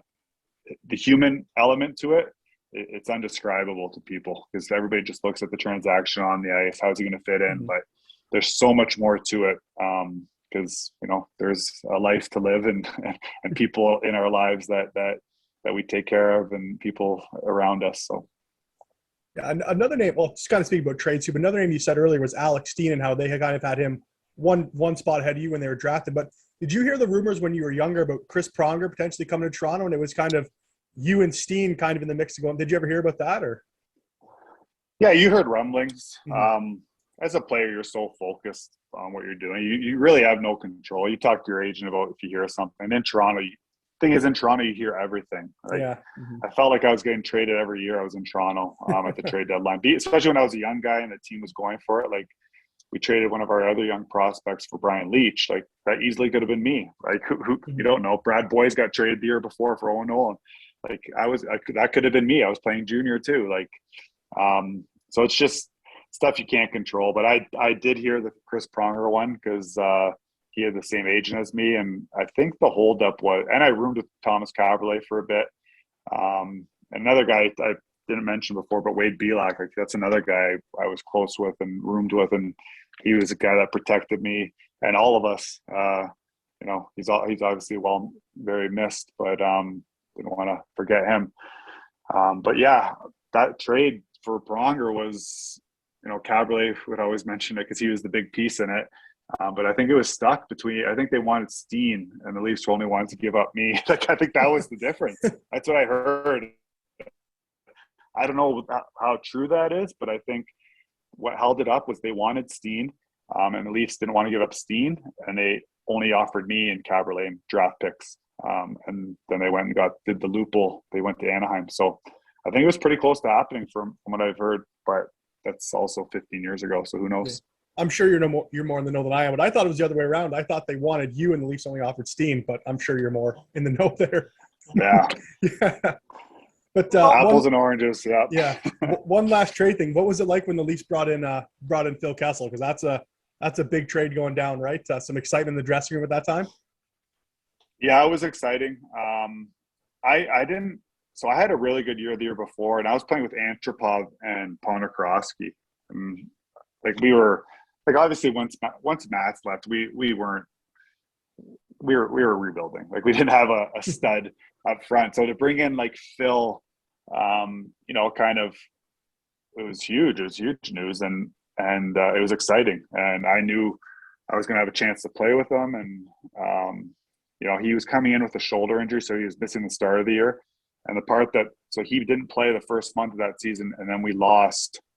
I think we lost our first 7 games, which really put a damper because we took off after he came back from his injury, and we went on a bit of a run.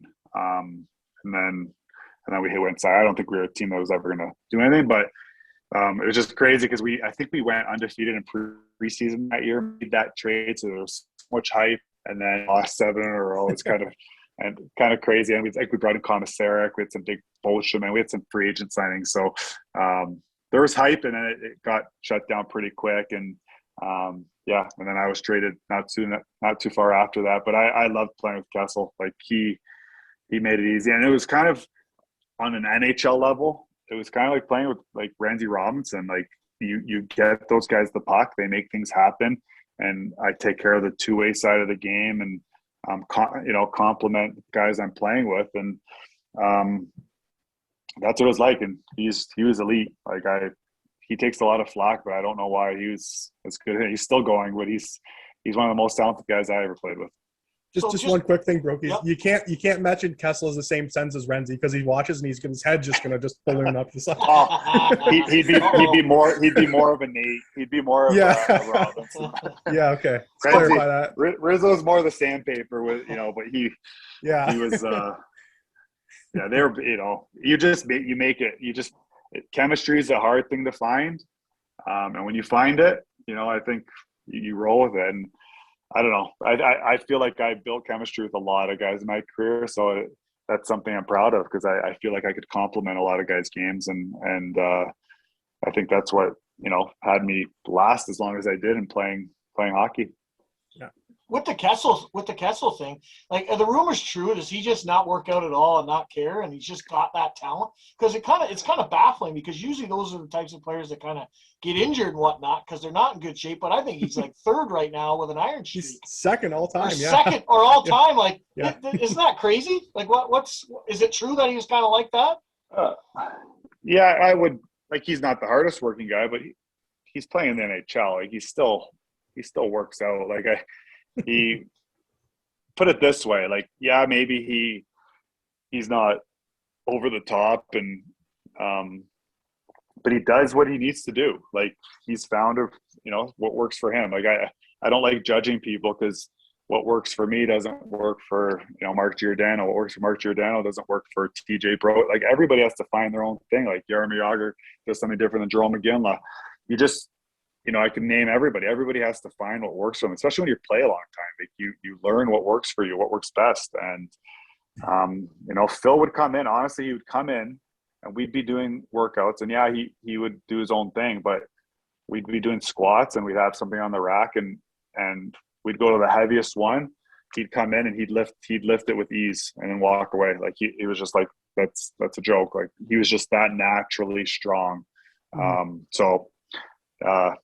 not going to comment on that because he's a pretty talented player and he's played how many consecutive games. So there's it's almost 870, I think. Yeah, I think it's higher. I think it's even higher, but it's higher. Yeah, staying in you get some injuries are bad luck, but I'm a big believer that staying healthy. Sometimes you have bad luck and you can't control things, like if a puck hits you in the face, but those injuries, you got to find out what works for you to play a long time, and that's a big thing. Like, you don't want a guy that gets hurt all the time, and Phil hasn't got hurt, so whatever he's doing, why would you mess around with it? Like, he's lasted a long time, and I think that's something that people don't look enough at. They look at the testing results, look how strong he is. Like, why not look at games played? And this guy's never hurt. What's he doing? Like, there's so much to it. Yeah. And when that guy's coming down the wing, his release in stride is there's not many guys in the NHL that have a better release than him in stride, eh? Oh no, him off the rush he just snaps the puck, but he can't take a slap shot. Like, he can't take a one-timer slap shot because his stick is so whippy, and that's a lot of the young kids in junior. I'm noticing, like, the flexes are so whippy now that taking a one-timer slap shot, you just don't see it. So, like, I remember Phil lining up prior, where, like, we would give him one-timer and he couldn't connect, like, on a slap shot. It would be his stick's too whippy. But off the rush, he was – and that's what that was his game. It's not like he's taking one-timers from the point. So, but off the rush, that thing came off as hot, and it still does. It comes off as hot as anybody that's ever played the game. Yeah. Now, with all the big names that you played with in Toronto, any big memories that come to the front where you're like, oh, I always remember that maybe that play or that goal or that situation that happened? I'd say playing Game 7 my rookie year against Ottawa, the ACC, when we beat them. It's when Joe Newdike scored those 2 goals. Like, that rink was rocking. Every city in the playoffs rocks. Like, the rink's just that much more energetic. So obviously that's the last time the Leafs won the series. So that moment, I would say, that Game 7, shaking hands at center ice, AC, that was just being in that game, feeling the crowd, the crowd singing, na na na na to Ottawa, like, just goosebumps, right? So yeah, there's more moments in Calgary, my career in Calgary, that I remember, but from Toronto, that would be the biggest one. Scoring your first goal is a big one. But there was lots of really cool moments. Like I scored a winning goal in Montreal on a Saturday night with a minute left against the Habs, I think one of the seasons. And just the energy in that building, even with being the road team, like it's unbelievable. So there's a lot of moments like that, but just everything that goes into a game 7 of a playoff series in Toronto, and to beat Ottawa with that rivalry, that was really cool. Me being a Sens fan, let me tell you, that was probably one of the toughest nights. Those were a couple weak ones. I remember the shots coming down the wing by Nieuwendyk, and it was like, how did that get in? Probably that and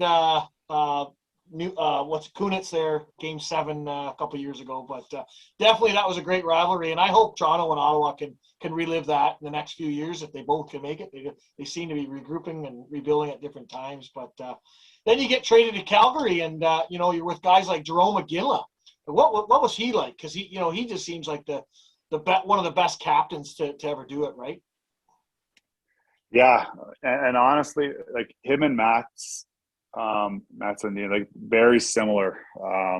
Like both guys work. They're work as hard as anybody I played with. Like their off ice regimen, like they're after it. They're positive guys, like glass half full, very positive.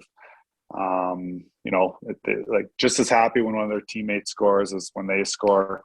It was so cool. Like, and now, like I got traded right before the Olympics in Vancouver. So, you just meet Jarome and then he goes to the Olympics and that moment happens in Vancouver and then he comes back and you're around like, the guy that set up Crosby for that goal, one of the biggest moments in Canada's hockey history.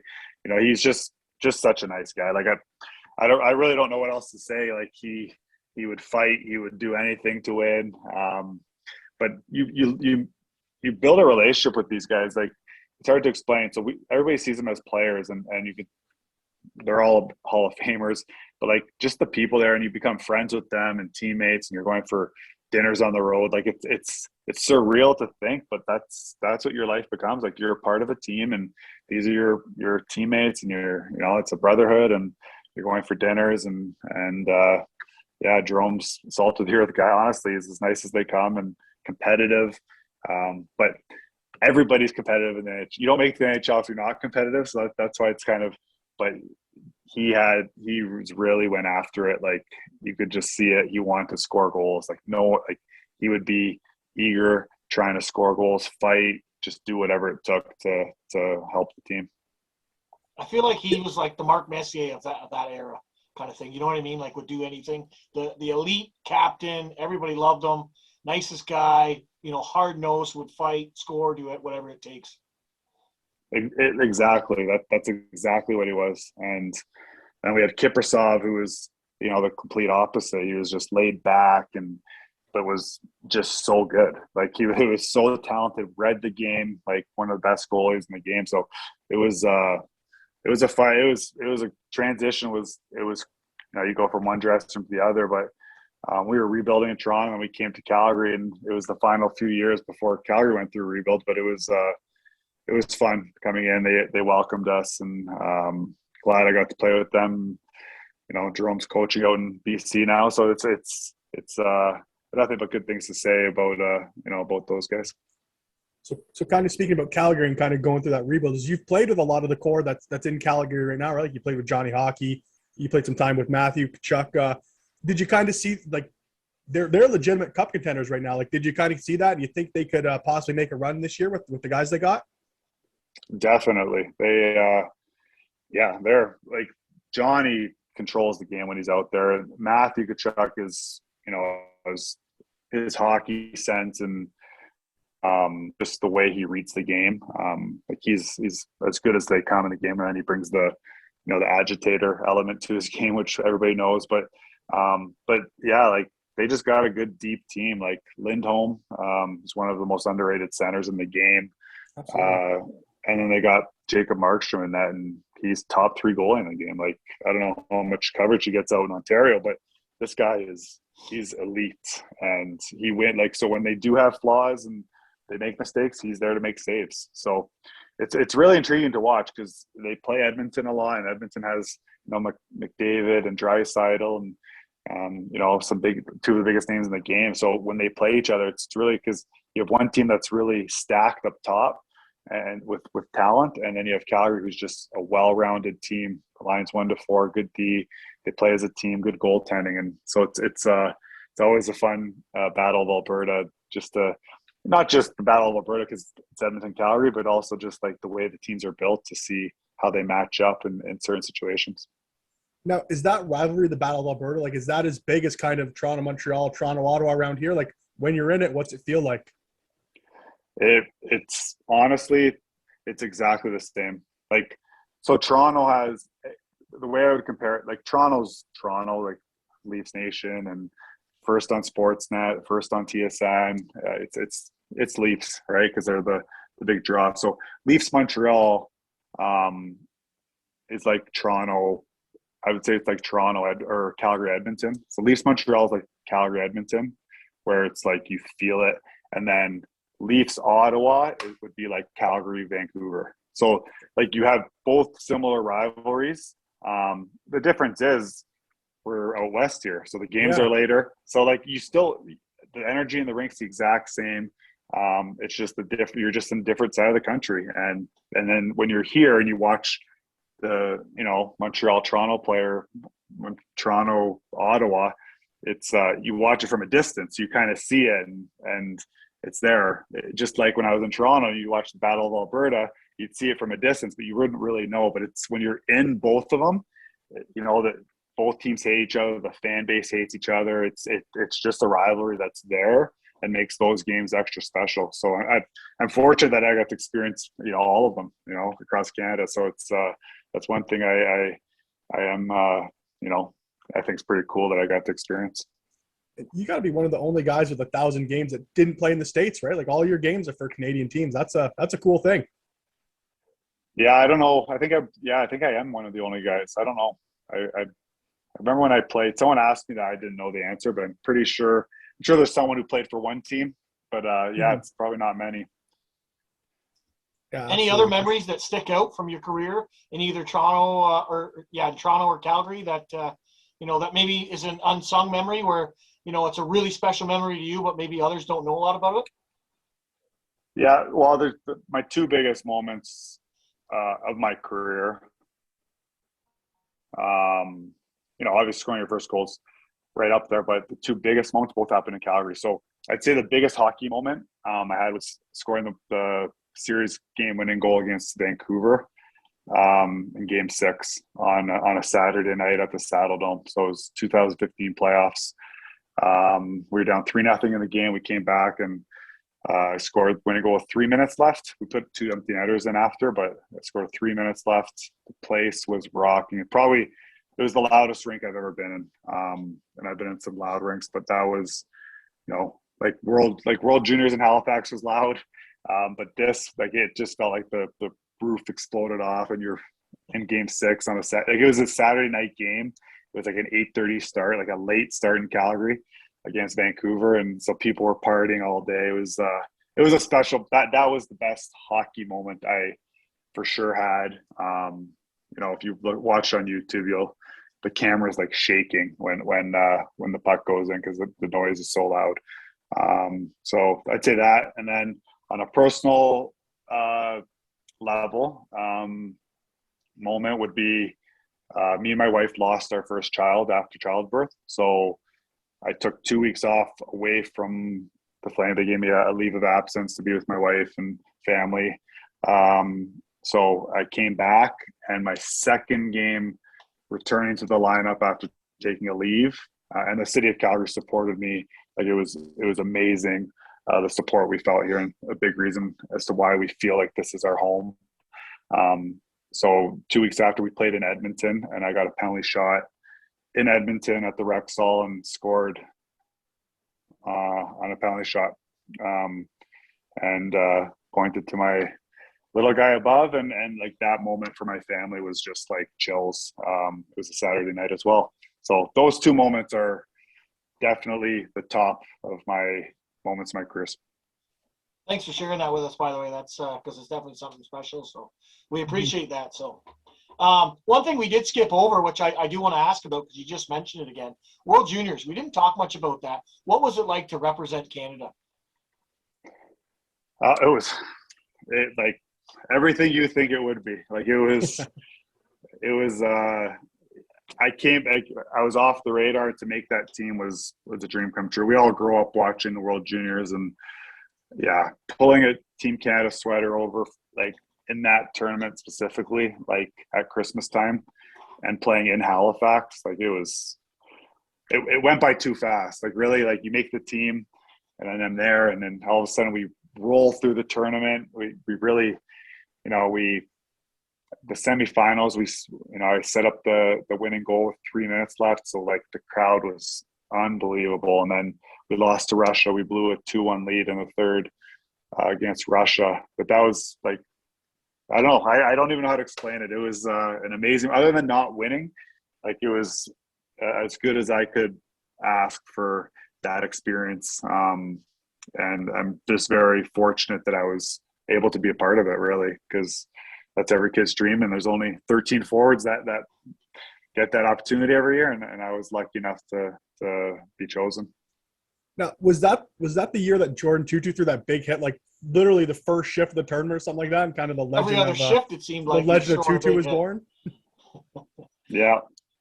So like, and then I played with, so I was the 13th forward, and myself and Dan Paye I would penalty kill, and then I would rotate with Dan Paye on that line. So it'd be Jay McClement and Jordan Tutu, and it was like we ended up being the checking line. We would dump it in, and he would just run guys, and it was that place would explode. And by the end of the tournament, guys were just bailing. Like, you could borderline say there were charges. Like it was only like 15 strides.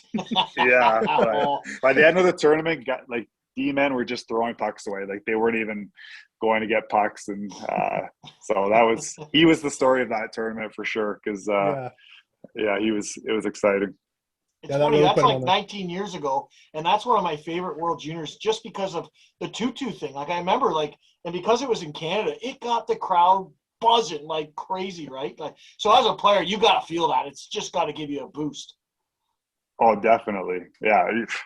That crowd's going nuts to begin with, and then, every time he's on the ice, there's even more of a buzz. And it was, that rink was so loud. Like, every game, it was just so loud.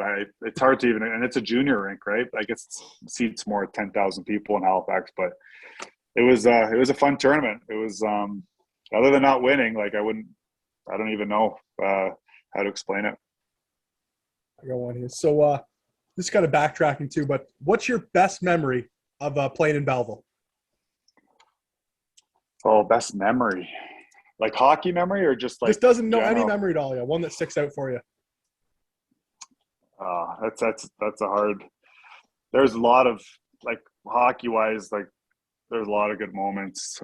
I would say, looking back, just the guys I played with, honestly, like you keep in touch with some guys. Like Mark Rancourt lives in Calgary, so I have lunch with him probably every other month here. We try and get out for lunch and for some beers, but it's just the guys you play with. Like I remember playing in Toronto after, and I'd run into Silver and these guys. They'd come to morning skate, and then you see like Cody McCormick, and when we'd play them in Buffalo or in Colorado when he was in Minnesota. Like when you run into the guys you played with, it just brings back those memories. Like to pick one thing's kind of would be hard to. Personally, like I scored an overtime winner against Oshawa one of the rounds. Like I don't even know. Just the whole experience was, from the coaching staff to the Vaughns to the city to the booster club, like just that way everything went in Belleville. It was I wouldn't change anything. Like I think I had great billets. I billeted with the Ormans my first year. They were out in Shannonville, so I ended up moving in with Colin and Liz Rushlow after that. And like my experience with both families were unbelievable. And actually, Brock Ormond, he was a little probably like 4 years old when I was living there. I think he's doing radio for like the Wellington Dukes now. Like it's just crazy to me, but just that whole city. It's such a hockey city, Belleville, and just the routine we had there. It was just fun. Like I missed out not going to college, like, but my college was being in Belleville and living that life. I got one to go back to another hockey city. So Newfoundland, St. John's, Newfoundland. Did you get screeched in? Oh yes, every Saturday. Every Saturday down on George Street, eh? Yeah, we had like that. Like that's what I mean. Like I went from Bell Vegas to then playing for the Leafs, and obviously that's an experience on its own. And then, but spending a year in St. John's and basically living on George Street, like it was a lot of fun. We had a young team. Welly was there with me, and I lived with Carlo Cogliacco there, and it was fun. Like we literally would go on the road for 3 weeks because we were the only team out east, and then we'd be in St. John's for 3 weeks. And what do you do when you're 20 years old in St. John's other than play hockey? Like you're finding things to do. We had a lot of fun. Like that's what we did, and that's a great area of our country. Like out east, like George Street, they're special people there. Like I enjoyed my time there. Great people, live music at like all the pubs on George Street. Like it's a fun time there. Well, I went out there for a ball hockey tournament years ago, and it was the nicest people that I'd ever met in Canada. Like honestly, and like you go to cross a road and you're not even at a cross stop, and they all stop, right? Where in Ontario they're flying by you, they're not even, they don't care. It was just little things like that, right? There was just some of the nicest people and the funniest people too. Sometimes they're hard to understand, especially when they've had a few pops. So just listen to them chat and chirp each other was entertaining.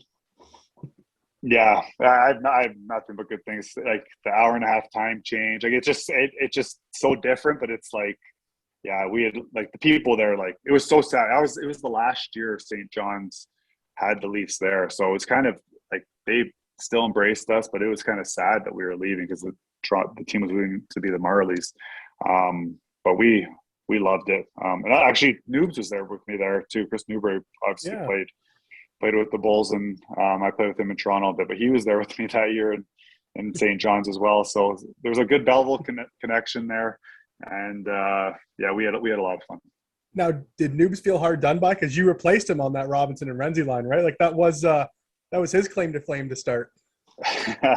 Yeah, right. Well, he did pretty good in Sarnia, so I don't think he needed those two guys. But yeah, I never played with him Belleville, so I don't know, but we were different. I think for the time, the way I would say is for the times for Renzi and Robinson, for where they were in their careers, Noobs was probably a better line mate for them early because they were more of an energy,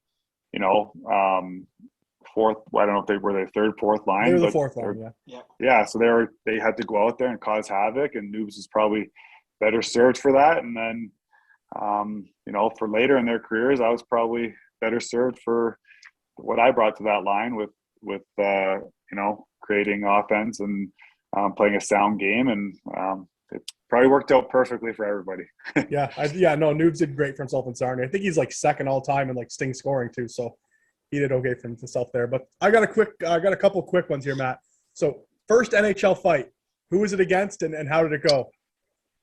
My first NHL fight was against Ruslan Saleh. Okay.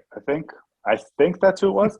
I don't know if I had another one before that, but I remember he hit me late.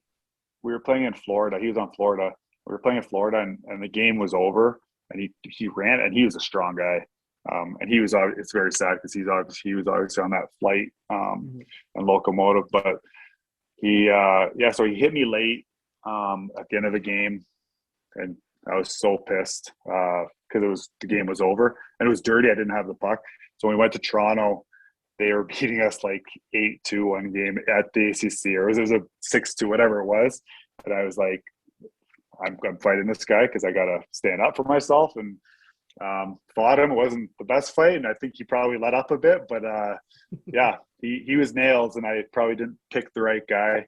But you know what? You show up, and that was the thing in Belleville early on. Like you had to get it was like everybody's better fight at least a couple times a year. Like in junior, like you don't go through a whole season without fighting in junior back then. So I'm glad I got a few in the NHL. Obviously, it's changed, but yeah, maybe going back, that's maybe an element to my game I should have maybe put in the arsenal because yeah, it can help you out, and fans love it, right? So did you get in a couple fights in Belleville? I don't really remember you being a fighter, but I assume you got in a couple, right? no, I never was a fighter, but I had a fight every year. I fought like even my last year. I think I fought in Ottawa. Like it wasn't a big fight. I think I had 1 or 2 fights a year in junior, and then it was always funny when a guy like me would fight the tough guys that always like, they'd throw you an ice pack, put on your hand. Like they'd just make a joke of it.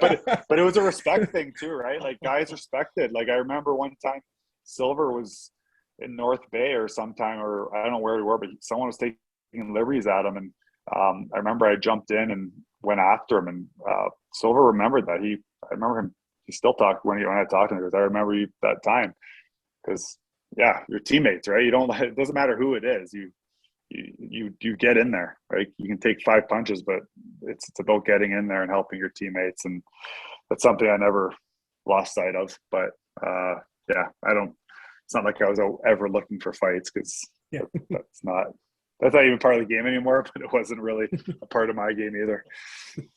Now, one story we heard about Silver is that every time he got in a fight, he would bolt out of the penalty box and have a quick puke in the hallway. Do you ever remember that? Or that's a story someone told us one time about him.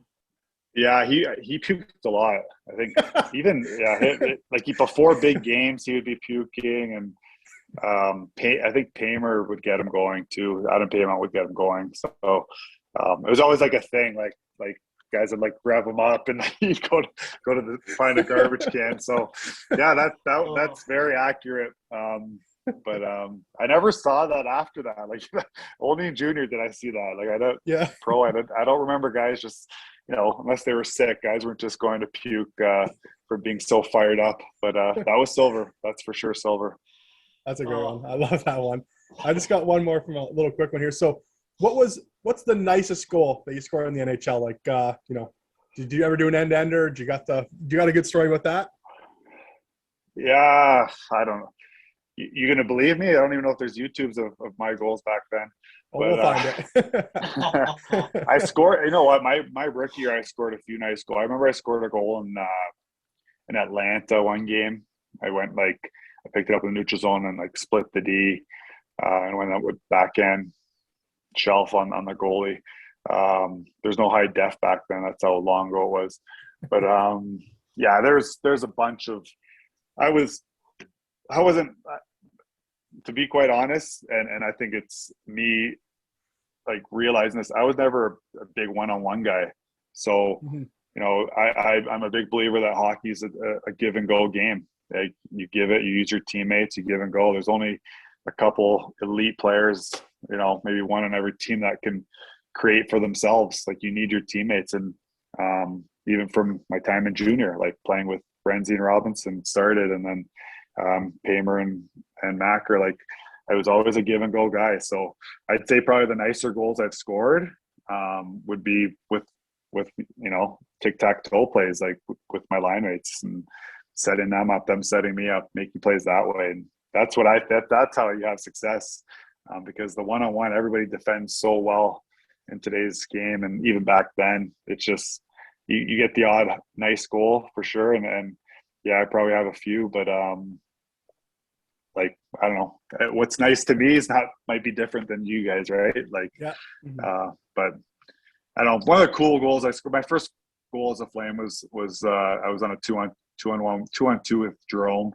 So that was pretty special. He passed it to me, and I kicked it up and beat Cam Ward. There's goals like that I remember, but yeah, I don't think you'll find too many clips of me going end to end, especially since I didn't play on the power play the last half of my career and was a second unit guy with the Leafs for only a part of it.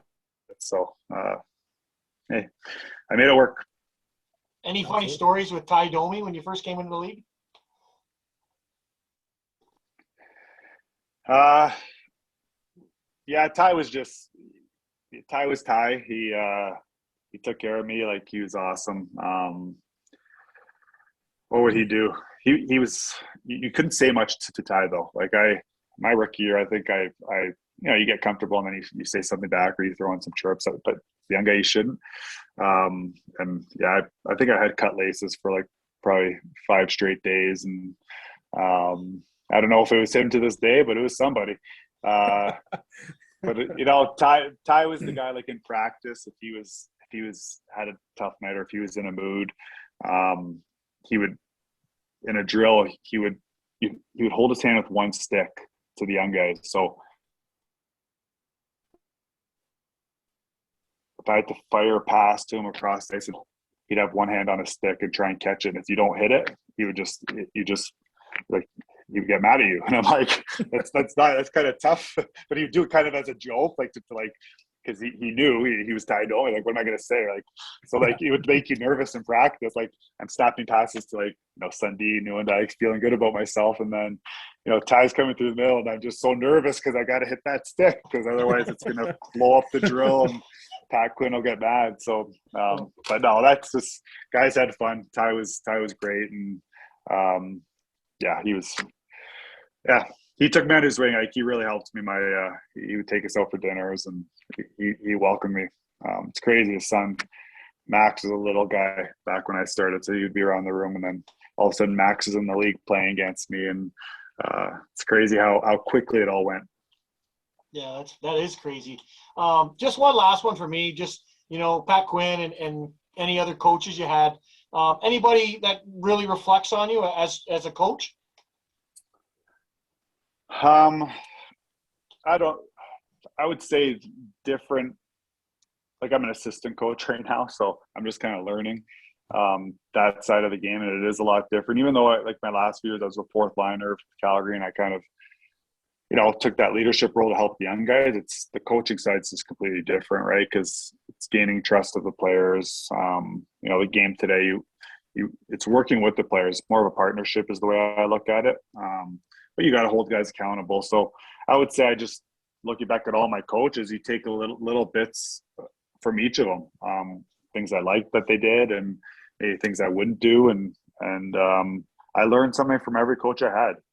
There's positive things that I liked about Pat Quinn and what he brought. Like, his presence was unbelievable, and just the things he would say was a good motivator. And then Paul Maurice was just so dialed in every aspect of the game.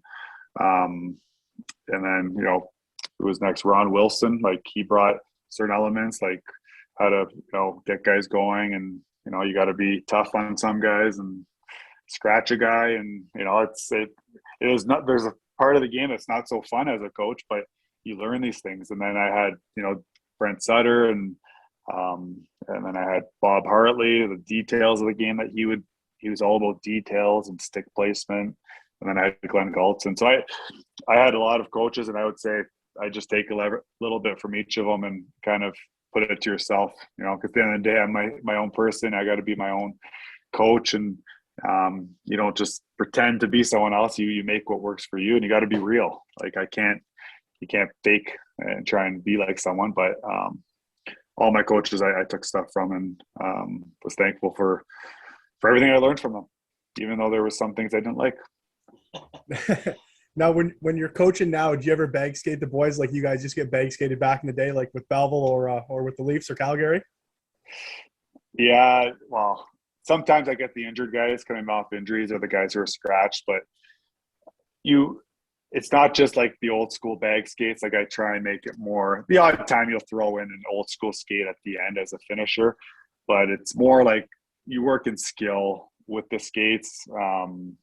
So we're not just doing down and backs for, unless the team's, obviously there's situations where you can do that, but when I'm skating guys, it's usually skill based, but also, getting the heart rate up, because that's, you could skate mindlessly for 40 seconds and be tired, but you could also do something hard, a skill drill for 40 seconds where they're thinking and working, and you're getting a lot more out of that. So I just kind of try and put my own spin on it, and that's kind of the way the game's gone. Gone are the days of putting a lunch pail at center ice. Yeah. And last one for me. So how proud are you of your career? I mean, you're a kid, you didn't get drafted in the OHL your first year. You eventually end up making it with your hometown team, the Toronto Maple Leafs. You play 1,000 NHL games. I mean, when you look back on it, how How proud are you of yourself? Yeah, very proud. It's surreal, like that. I played 1,000 games. That's kind of it's crazy, really.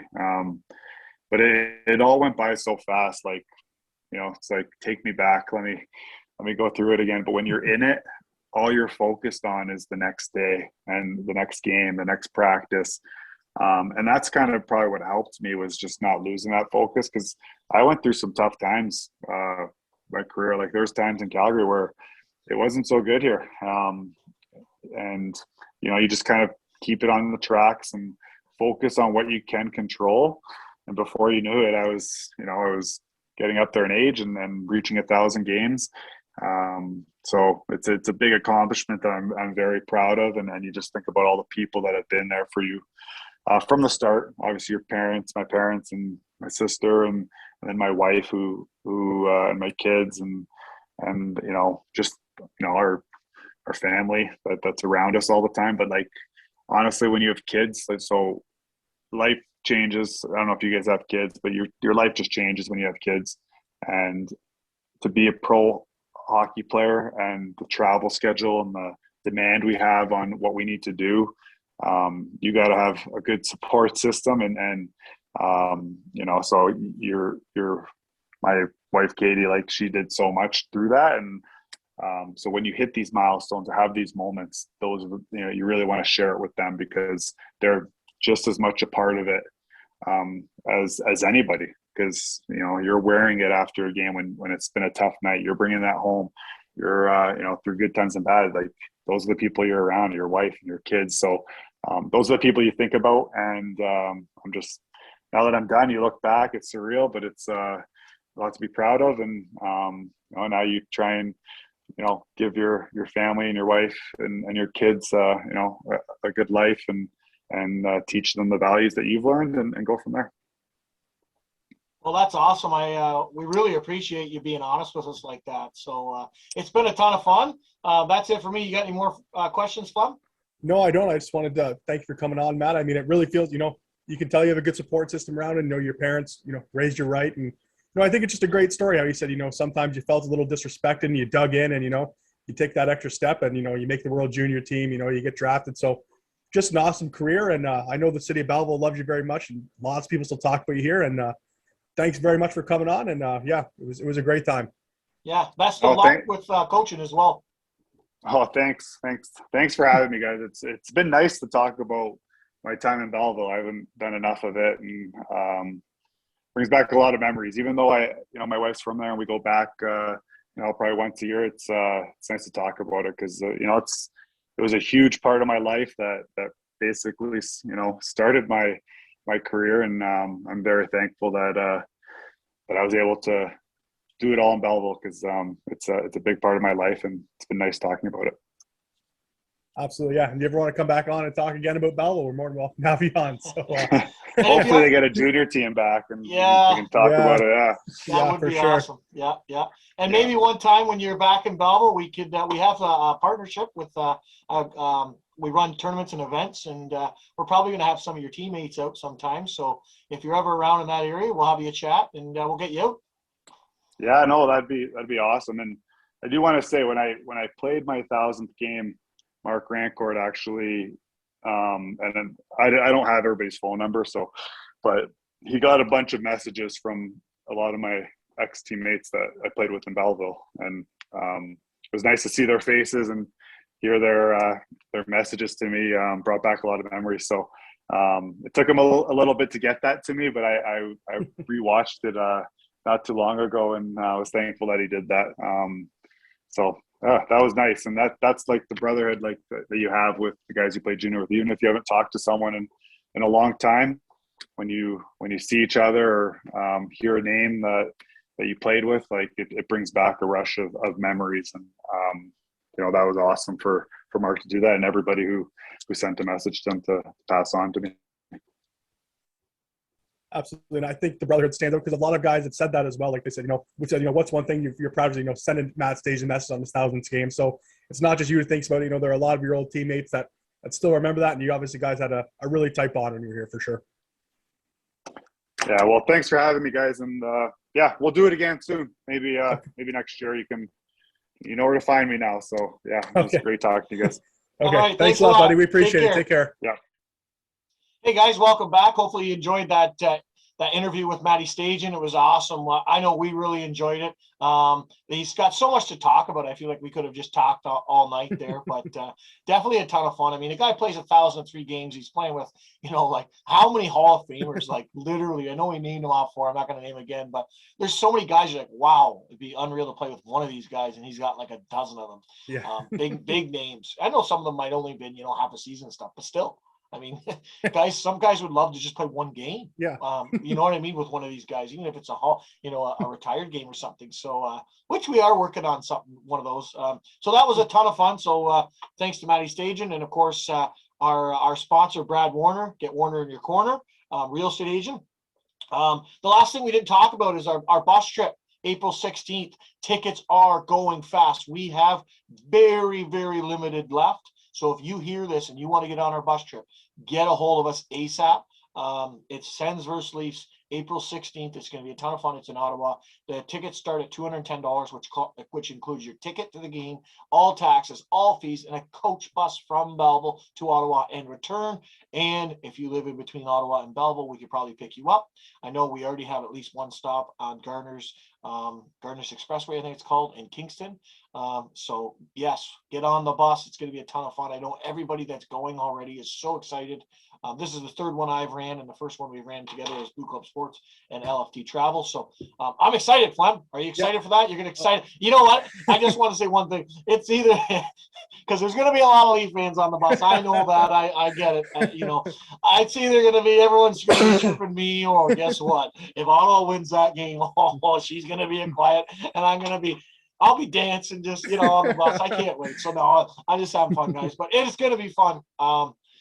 It's I think who knows if Ottawa and Toronto, they always have tough games. It doesn't seem like there's very many blowouts. So I would love for another game where Ottawa's down like 5-1 and comes back and wins 6-5 in overtime. Well, I'm looking forward to Brokey. This will be my second Leafs Sens game of the season. I went to the first one early in the year. I believe it was in October. The first Saturday night Leafs game back in Toronto. That was a great time too. So I'm looking forward to this. I got to see the Toronto side of it. So now I'm looking to go down, see how the Leafs fans can, how much noise the Leafs fans can make in Ottawa, especially the Blue Club Sports and LFT bus. I'm pumped. I'm looking forward to it, and I'm ready to roll. So do you want to get into kind of some hockey from the past couple nights? We haven't shot the shit on this in a little while, eh? Yeah. So there's been some fun stuff. Well, there always is. It's the NHL, right? Yeah. So what do you want to talk about first? Well, let's lead with the Leafs because I don't know. The Leafs are the center of the hockey world here. So the Leafs come out with a big win last night in Philadelphia, and just some things I want to say. The first time Jack Campbell's been back, so it's great to see Jack back. He's clearly their only chance, and they need him to be hot and rolling come playoff time, right? So it was kind of a weird game last night, and I think the headline on Sportsnet really said it all. The Leafs win with flashes of brilliance, right? So they came out flat as hell. Campbell had to make 2 big saves early, which really should have been saves. Their chances they should be able to contain pretty easily. If it wasn't for 4 sick goals by Matthews, Tavares, what's his name? Engvall had a nice one, killing a penalty there in the second. The Leafs probably would have lost again on Saturday night. So for the life of me, I just kind of can't understand how they can play games like this and not be more physical in front of their net and in their own zone. They always seem to leave the guy in the most dangerous position open, and it honestly drives me crazy. Like they leave the guy standing in front of the net there. They don't box him out. They don't cross-check him. They don't really do anything. It's just something, it's so frustrating to see as a Leafs fan. It kind of got me riled up last night. Of course, you're happy to have a big win. But, that's something that's frustrating. And, they came out. Nice to see you join us again, Brokey. Thanks for ducking out for a minute in the middle of that. I just thought you would keep talking and keep the show going. I was talking. Oh, okay. So, they came out and they looked like they kind of knew they had 2 hard matchups. They got Florida and they got Tampa Bay coming up, and they really took Philly lightly. I really do believe that. And this is a team that they get up for big games, but also they're willing to play down to teams. And we've seen that over and over again this year. And I think that's kind of a sign that, I don't think good teams really do that. Are they ready to make a big push come playoff times? I mean, I don't see teams really playing down to competition like the Leafs typically do or have been in the last month or two. Like I said, they do get up for the big games. So I assume they're going to put on a show against Florida and Tampa here. But, you want to see more consistent effort as a Leaf fan. I think Keefe said that as well. He wasn't happy with the game last night. the one big takeaway for me, and I know I texted you about this last night, is Wayne Simmons. Looks like he got the message loud and clear from the coach. He's been sat for the last 8 games, and he came out flying, and he tried to fight, I think it's McEwen early in the first, and the refs got in, kind of a weird little thing there. They go again in the third. He gets a goal as well, but the main thing is he looked mean. He looked tough. So the Leafs don't need a guy to just come in and fight and, have a little fight, go to the box and stuff. They need someone to be mean. They need someone to intimidate the other team.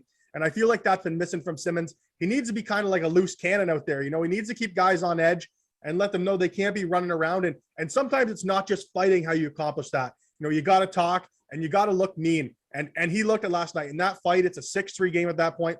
And he's throwing uppercuts looking for a KO. Like, there's no doubt about it. He's trying to hurt the guy. He did, he let up when he put him down. But I mean, that was nice to see. I don't think I've seen Simmons kind of play like that since he's been in Toronto.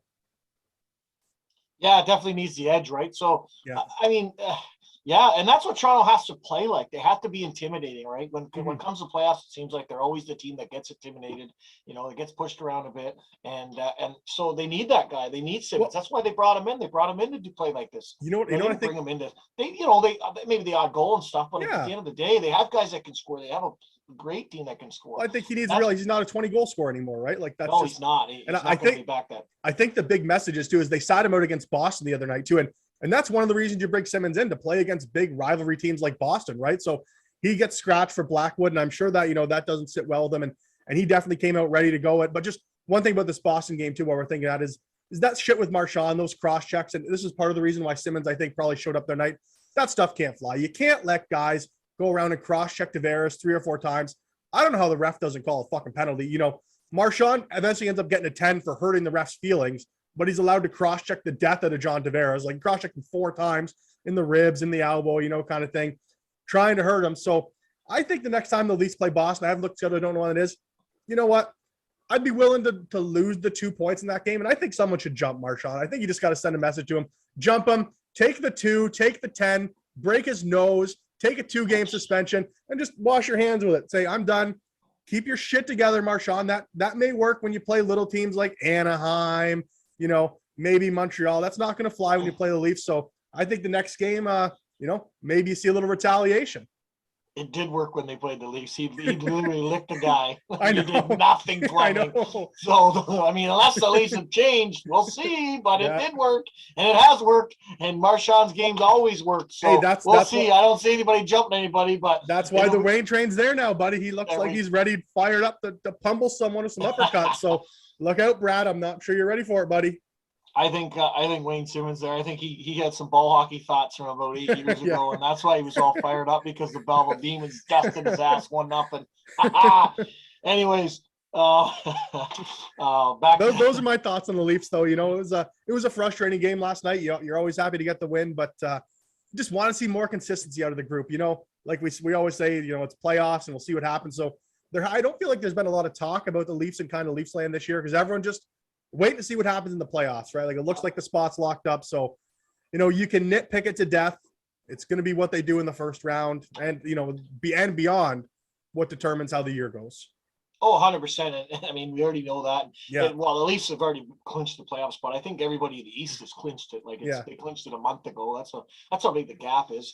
Unless some crazy miracle happens, which I don't see. And I said it again last year, and I'm on the train again now. Austin Matthews is the best player in the NHL. 51 goals. Wrap it up. The guy's going to put up 60, and he missed like 2 weeks. Man, just what a goal scorer. The guy's unreal. Do we got a Hart Trophy winner in Toronto? I don't know, but Austin Matthews is looking dangerous come playoff time here. No question he's in the running. I don't know if I could say he's the winner, but no question he's in the running. There's a tender in New York. There's a guy in Edmonton, and there's a guy in Calgary that's had a really good year too. I don't know if it's MVP. In a contract year too for him. But. Yeah, you know what? That's funny how guys do that. Eh? I know, yeah. They just light it up. Their first year next year, he'll have 60 points now. But it's just funny how that works, right? Like, guys, it's hilarious in that sense. So it's good. We'll see what Toronto does. They lost Mrazek for the end of the year, I think, right? But he was, I mean, that's probably a good thing, because he is just not been on. That little swap they did for him and Anderson, I mean, that's money-wise, but still. So Campbell's the guy that's got to win it for them. Simple as that. So yeah, no, I mean, they live and die off Campbell now. That's the bottom line. Mrazek, I don't. If Campbell went down, I'd rather honestly almost go to an AHL backup as opposed to Mrazek. Like, I don't know how you can have confidence in him. I just don't. I think, a team's got to believe in the goalie, and I just think he's probably lost that trust. He's been so bad, man. He's looks like some of the goals, like they say, oh, the guy's wide open. Mrazek's literally not in his fucking net. Like, he's like slid over to the corner. He looks like, who's that goalie for Ottawa last year? I think it was Hogberg, who would Hogberg. drift out of the net and you'd shoot, and you'd have like 3/4 of the net to shoot out. Like, it doesn't make sense. Like, you think the announcer's like, oh, what a goal. Like, wow, maybe if you stood between the two things you call a fucking post, a puck might hit you once in a while. Like, that's all he needs. But I don't even know what happened to Hogberg. I can't remember, but Brampton with the Brampton Beast. That's where we want. We're sending you to Brampton. Oh, that doesn't exist anymore. But I don't even, that team doesn't even exist anymore. But exactly. No, that was funny though. We skipped Melville right on to Brampton. Oh man, he was bad. But so we'll see. I mean, he's got to stay healthy, Jack. I don't know. That's what scares me is like, for a Leafs fan is like, is he going to be healthy for all these playoff games? I mean, the way he gets hurt. But anyways, we'll see what happens down the stretch. Tampa Bay actually lost to Montreal last night, I believe, in overtime. Shootout, I think. Shootout. Anyways, so I mean, that just shows anybody can win any given night in the NHL, which is what makes it the NHL and fun. Which is why the bus trip will be fun, because Ottawa has a little chance. A little chance. There's always a chance. There's always a chance. It might be one in a million. But where do you want to talk about next, buddy? Well, I think you wanted to have a little go on the Keith Yandel being scratched. So the Iron Man streak in the NHL has come to an end. Yandel was scratched last night by Mike Yeo. I think he's 12 or 13 games away from 1,000 too. Like, what are your thoughts on that, buddy? You know what? I think that when a guy has this kind of a streak, I mean, if you've already pushed him this far, I mean, I feel like you almost got to push him to the 1,000, just because. I mean, it's so easy to be on his side because that's a huge streak. Like, to play that many games in a row and to not miss a game is it's something else. I mean, we're talking about guys. I know Jack Campbell. We just mentioned him, and there's so many other guys that they can't even play a full season ever. Yeah, like never. Mm-hmm. Like Austin Matthews has never played a full season. This guy is playing this is 13 seasons in a row. I don't know, something like that at least, where he hasn't missed one game. Like it's absolutely insane. And in COVID times too. Yeah. So, and COVID too. Yeah. Cause that could happen. Right. Yeah. So, I mean, for it to happen, like I think you have to look at the streak and be like, wow, this is amazing. So I feel like because he's so close to 1,000, and because it's the Philadelphia Flyers and they're not making the playoffs, I feel like it's just like, you almost got to push him there. Having said that, I see both sides because majority of people are agreeing with what I just said there. I know they are, from what I see on the internet, but there's also the other side. And the other side is, this is the NHL. This is the best league in the world. You have to fucking earn your spot. It's period. Like, that's the way it is. Whether you're on a non-playoff team or not, these guys got to get ready because they got to get guys developed so that they're in the playoffs, whether it's next year or the year after. So, I mean, and I know Phillies haven't been struggling, and they got some young D and all that. They're trying to get them in the lineup. And also, if you look at Yandel's stats this year, he is not probably that good of an NHL defenseman. No, and he's supposed to be an offensive defenseman. Barrel. Yeah.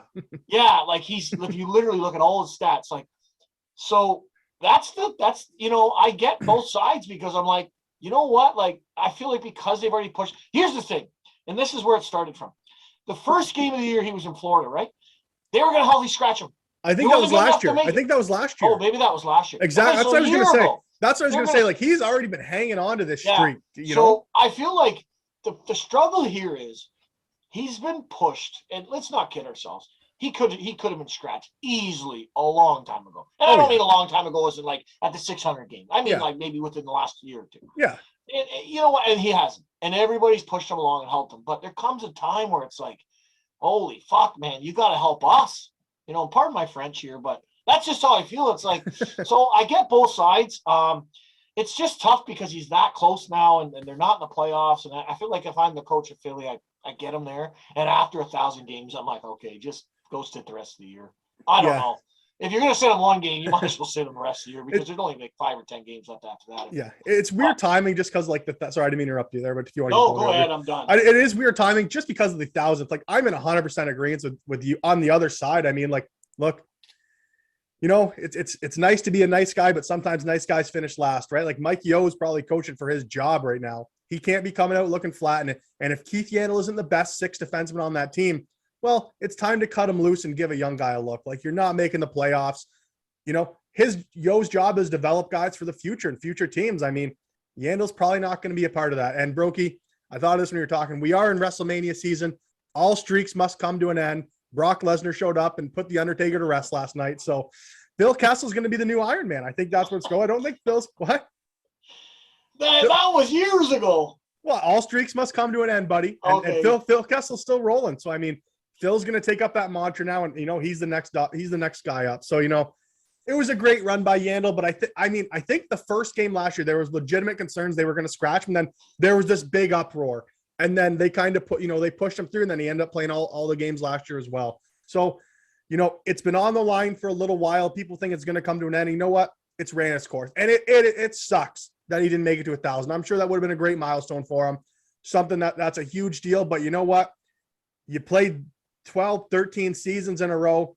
You had a great run, and it is what it is at this point. You're scratched. You know, you're not one of the top 6 defensemen on the team, so you need to let a kid jump in and see how it plays out. That's my thoughts on it. I can see why he'd be frustrated. I'd be frustrated as hell too, but it is what it is. It's you know, this is a big boy league. A lot of money's on the line, man. And if you got a kid coming up, you need to see what he's like. You know, you can't be pandering to Keith Yandle's feelings. So great run. The streak's over. That's as far as I'm concerned. You can be frustrated all you want, but if you're not good enough to play in the game, and we're not talking like this is the first time they're like, hey, you're not top 6. Yeah. This has probably been going on for a long time, guys. Yeah. A long time as in the whole year and parts of last year. Mm-hmm. So, I mean, they've been giving them break after break. That's our take on it. But again, I wouldn't hurt my feelings if they did push them to 1,000 and then just sit them the rest of the year. Anyways, all streaks come to an end, like you said. WrestleMania, Undertaker, Brock Lesnar a few years ago. But speaking of that, WrestleMania was last night, and it was awesome. WrestleMania is Saturday and Sunday night, so we're taping on Sunday, so we've only seen part 1. And Stone Cold Steve Austin came back and had a match for the first time in 19 years. Against the Canadian. Wow, did I have a fucking smile on my face for the entire time. My wife knew she's not talking to me. It wasn't the greatest match ever, but hell, I just brought back old memories. I love it. And speaking of that, I am the champion, boys. I got the new belt. Fleming and I, if you guys listened to the last podcast, here it is right here, boys. We did champ or chump, and I went 3-0. Fleming went over 3. These are all your picks. All your picks. You took the Leafs. You said you want to take the Leafs. I would have faded the Leafs 100%. Oh, you're so full of shit. Woo. And there it is, boys. The champ is here. I'm the champ. I'm the champ or the chump. Fleming's the chump. Brenda's the chump over there. So what do you want to talk about next, bud? Hopefully I kind of want to talk about the Troy Terry, Jay Beagle incident. And I don't know what it is. Maybe we're taping too early in the morning here and we're both grumpy because we were both on the opposite side of the Yandle thing that I thought we'd end up on. I pretty much told Wayne Simmons to assault Brad Marchand. So I don't know what it is today, but I don't have. So if anyone doesn't know, Jay Beagle absolutely just pounded Troy Terry, 30 goal scorer in the league, a young guy. And, everyone made a big deal of it, especially on Hockey Night in Canada last night. They were talking about changing the rules to kind of see it. And there's no doubt he did a number on that guy, but I'm going to say too bad, so sad on that one. That's kind of my thought on the instance. Troy Terry's a young kid. Don't go diving into scrums with 3 minutes left in the game if you aren't ready for it. It's simple as that. Your boy Zegras ate a cross check in front of the net. You decided to get brave and jump in and try to help him out, and you picked the wrong guy out of the scrum. That's the way it came to it. The game's 5-0 with 3 minutes left. It was just kind of one of those things where you can tell tempers were high. There was a fight a few minutes before that, and you ate some shots. I don't know what it really, I don't know what to say about it. This is probably a wake-up call for Troy Terry. And what came to my mind is something that Tang Grady said when we had him on last week. He said playing in the OHL prepared him to play in the NHL because, one, he could spot a tough guy a mile away, right? So Terry didn't know what he was getting into with Beagle last night. And then number two is the fact that he knew when to pick his spots. If you're not looking to fight, maybe don't dive into a scrum with 3 minutes left in a 5-0 game kind of thing. So that's kind of my take on it. I mean, yeah, he did a number on him. He got hurt. He's a 30-goal scorer against, maybe a fourth liner. Maybe the coach shouldn't have put him in that spot by putting him out against a fourth line to start with in a 5-0 game. But lots of things to say. I don't really blame Jay Beagle in this situation. It's 5-0.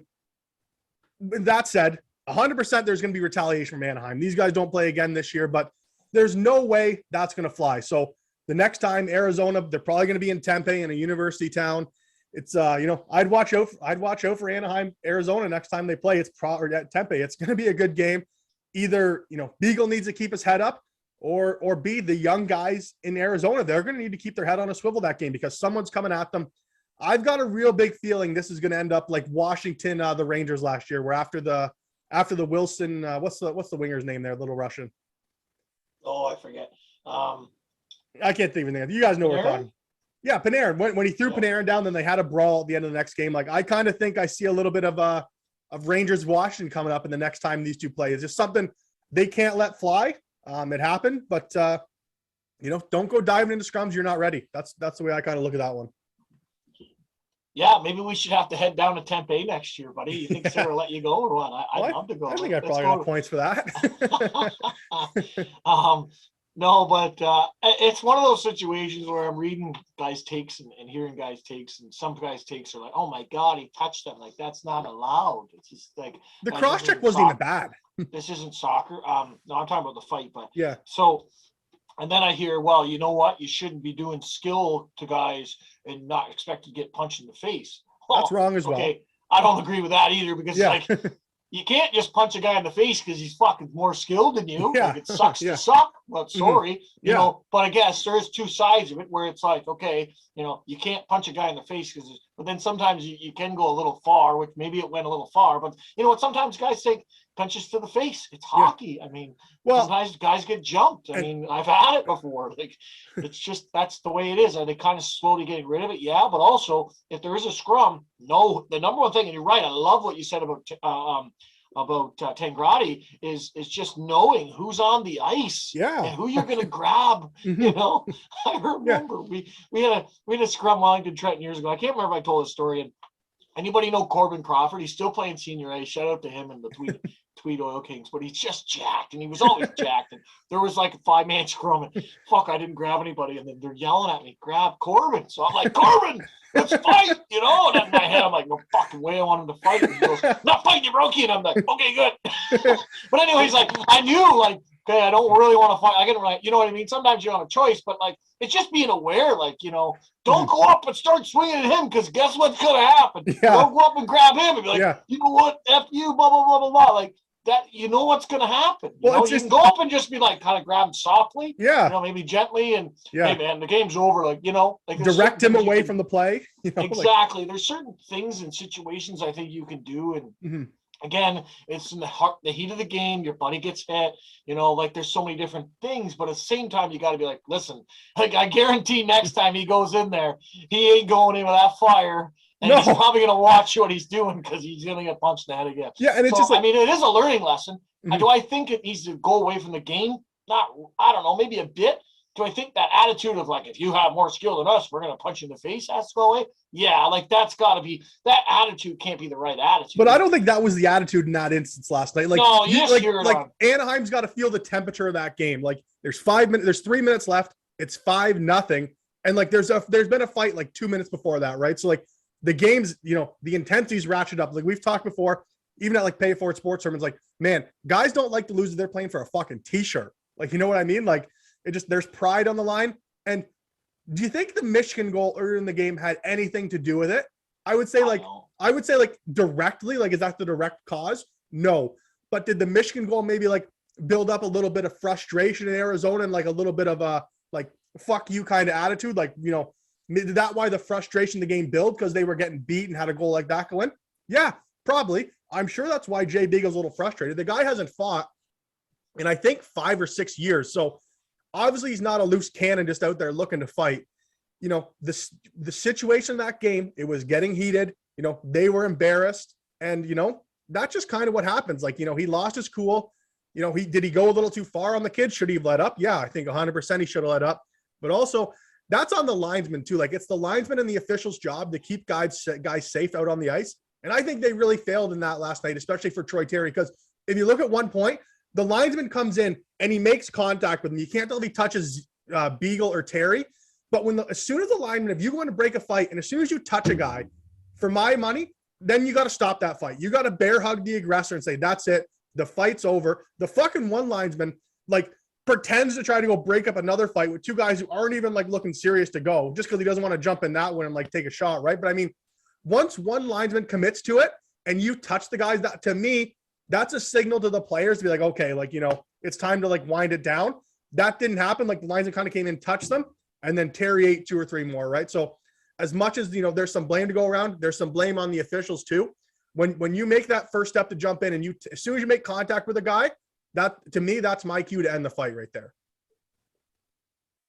I agree with that 100%. As soon as the whistle's done, everything's done, you're into it, and let's break it up here, right? And let's go. Both guys agree, like we've seen before. They get twisted up. Both guys agree, and they look at each other, and everybody's good. And it's a 50-50 thing. That's the only situation. But when one guy's pounding another guy, and you're in there, break it up. Like that's it. And don't ask me about officiating because I just hate it.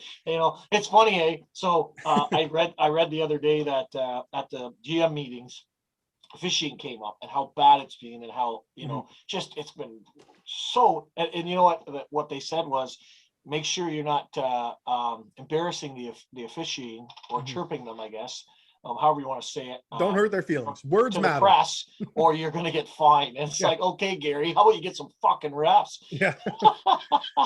I don't know, man. I watched the Sens game the other night, and I was just like, this is just horrendous. And then at the third period, they make a horrible call in Detroit. It's like, that's a 100% make a call for the 6 you made in Ottawa, but it's just, I don't get it, man. Like, how can you not just ref the game, let them play to a certain extent, and just call what needs to be called, not starting to, because what happens is they get into this makeup game where they drew up this call and then they made up this call and then they, like, it's just, anyways, I don't want to get into the refereeing. I do want to say one more thing, that there's rumors that there's a bunch of groups that are going to buy the Ottawa Senators. One of them is Phillips and Alfredson with some rich guys. So let's hope that happens. That would be amazing. Bring the arena to LeBreton Flats, downtown Ottawa, and let's go. Stanley Cup, baby.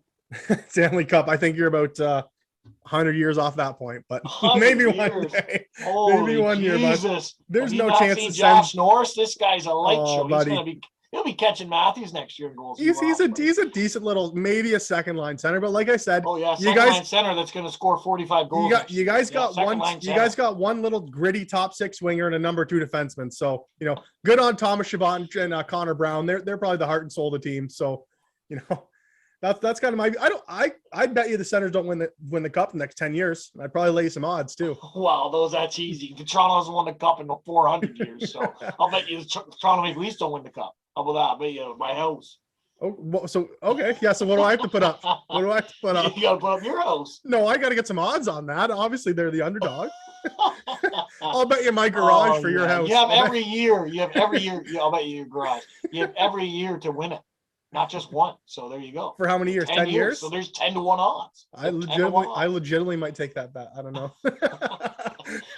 Oh man. Yeah. Should we ask Sarah if that's allowed, or because she doesn't want to live in a tent, buddy?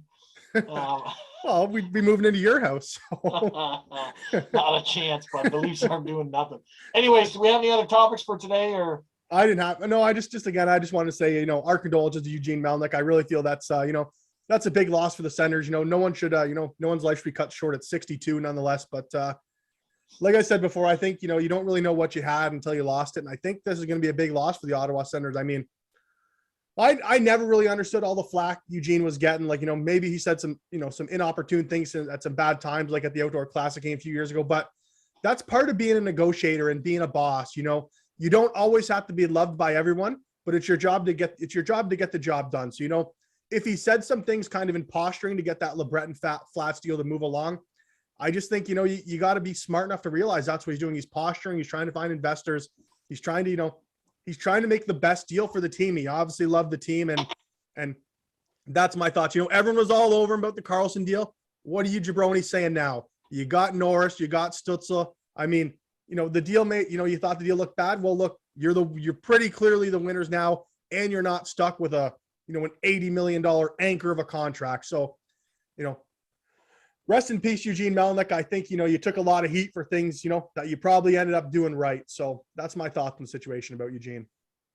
100% agreed. I mean, you're going to hate, people always just hate the people that make decisions. Yeah. And I didn't like the Carlson trade at the start, you know, when it happened. And now I'm like, this is amazing. Yeah. You know, and there's been some signings and stuff that didn't happen, but they knew they were doing a rebuild. So if you're doing a rebuild, you can't sign guys. I mean, Yeah. That's how you get your assets. So, Mhm. I mean, did everyone make out? Probably not. Like, you know, the Stone one hasn't worked out, but the Carlson one worked out ×3. Like, well, I don't think you can say the Stone one didn't work out either. You weren't going to sign him. You weren't going to sign him though. He was gone. Like, and they still have 2 young guys in their system. Like Brandstrom's playing. Mhm. Is he turned over what they thought? No, but he's still an NHLer right now. Mhm. Sokolov's is a guy who's lighting it up. It looks like every time he plays for Belleville, like he plays in the AHL with Belleville, and he's scoring goals. He's getting assists. He's doing well. He could be an NHLer. So I mean, you might end up with 2 NHLers out of it. It's not horrible. But anyways, it is. I think just people are frustrated in what he said in the public sometimes. And that he had an interview with who's the defenseman there? Anyways, doesn't matter.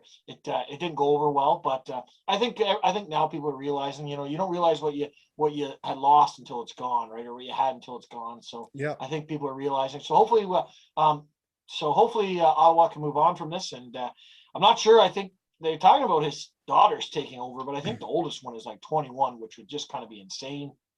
I think way too young to own a $600 million business or whatever it's worth, plus all of his other businesses. Like, you know what I mean? Like, I don't.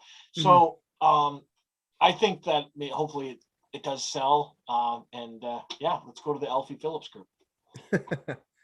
Yeah, so that's all I had today. You got to bust the belt out again. Look at all that glare, bro. It's gonna be tough to edit out, bud. We're not editing it out. It's right there, baby. It's like this is the old WCW belt when NWO wrote NWO on it. Well, if we keep Champ or Chump alive, I think I'd still be about 23-5. So I'm not doing too bad from the origins of time since the Champ or Chump. So horrible, man. You know, you can have the belt this week. I'm sure it'll change hands. And what's your pick on WrestleMania night? Roman Reigns, Brock Lesnar. Who do you got, buddy? Man, I can't stand Roman Reigns. Man, Roman Reigns is so you don't know what you had until it's gone. Roman Reigns is the best guy of this generation. Hands down, is not even close. What has he done?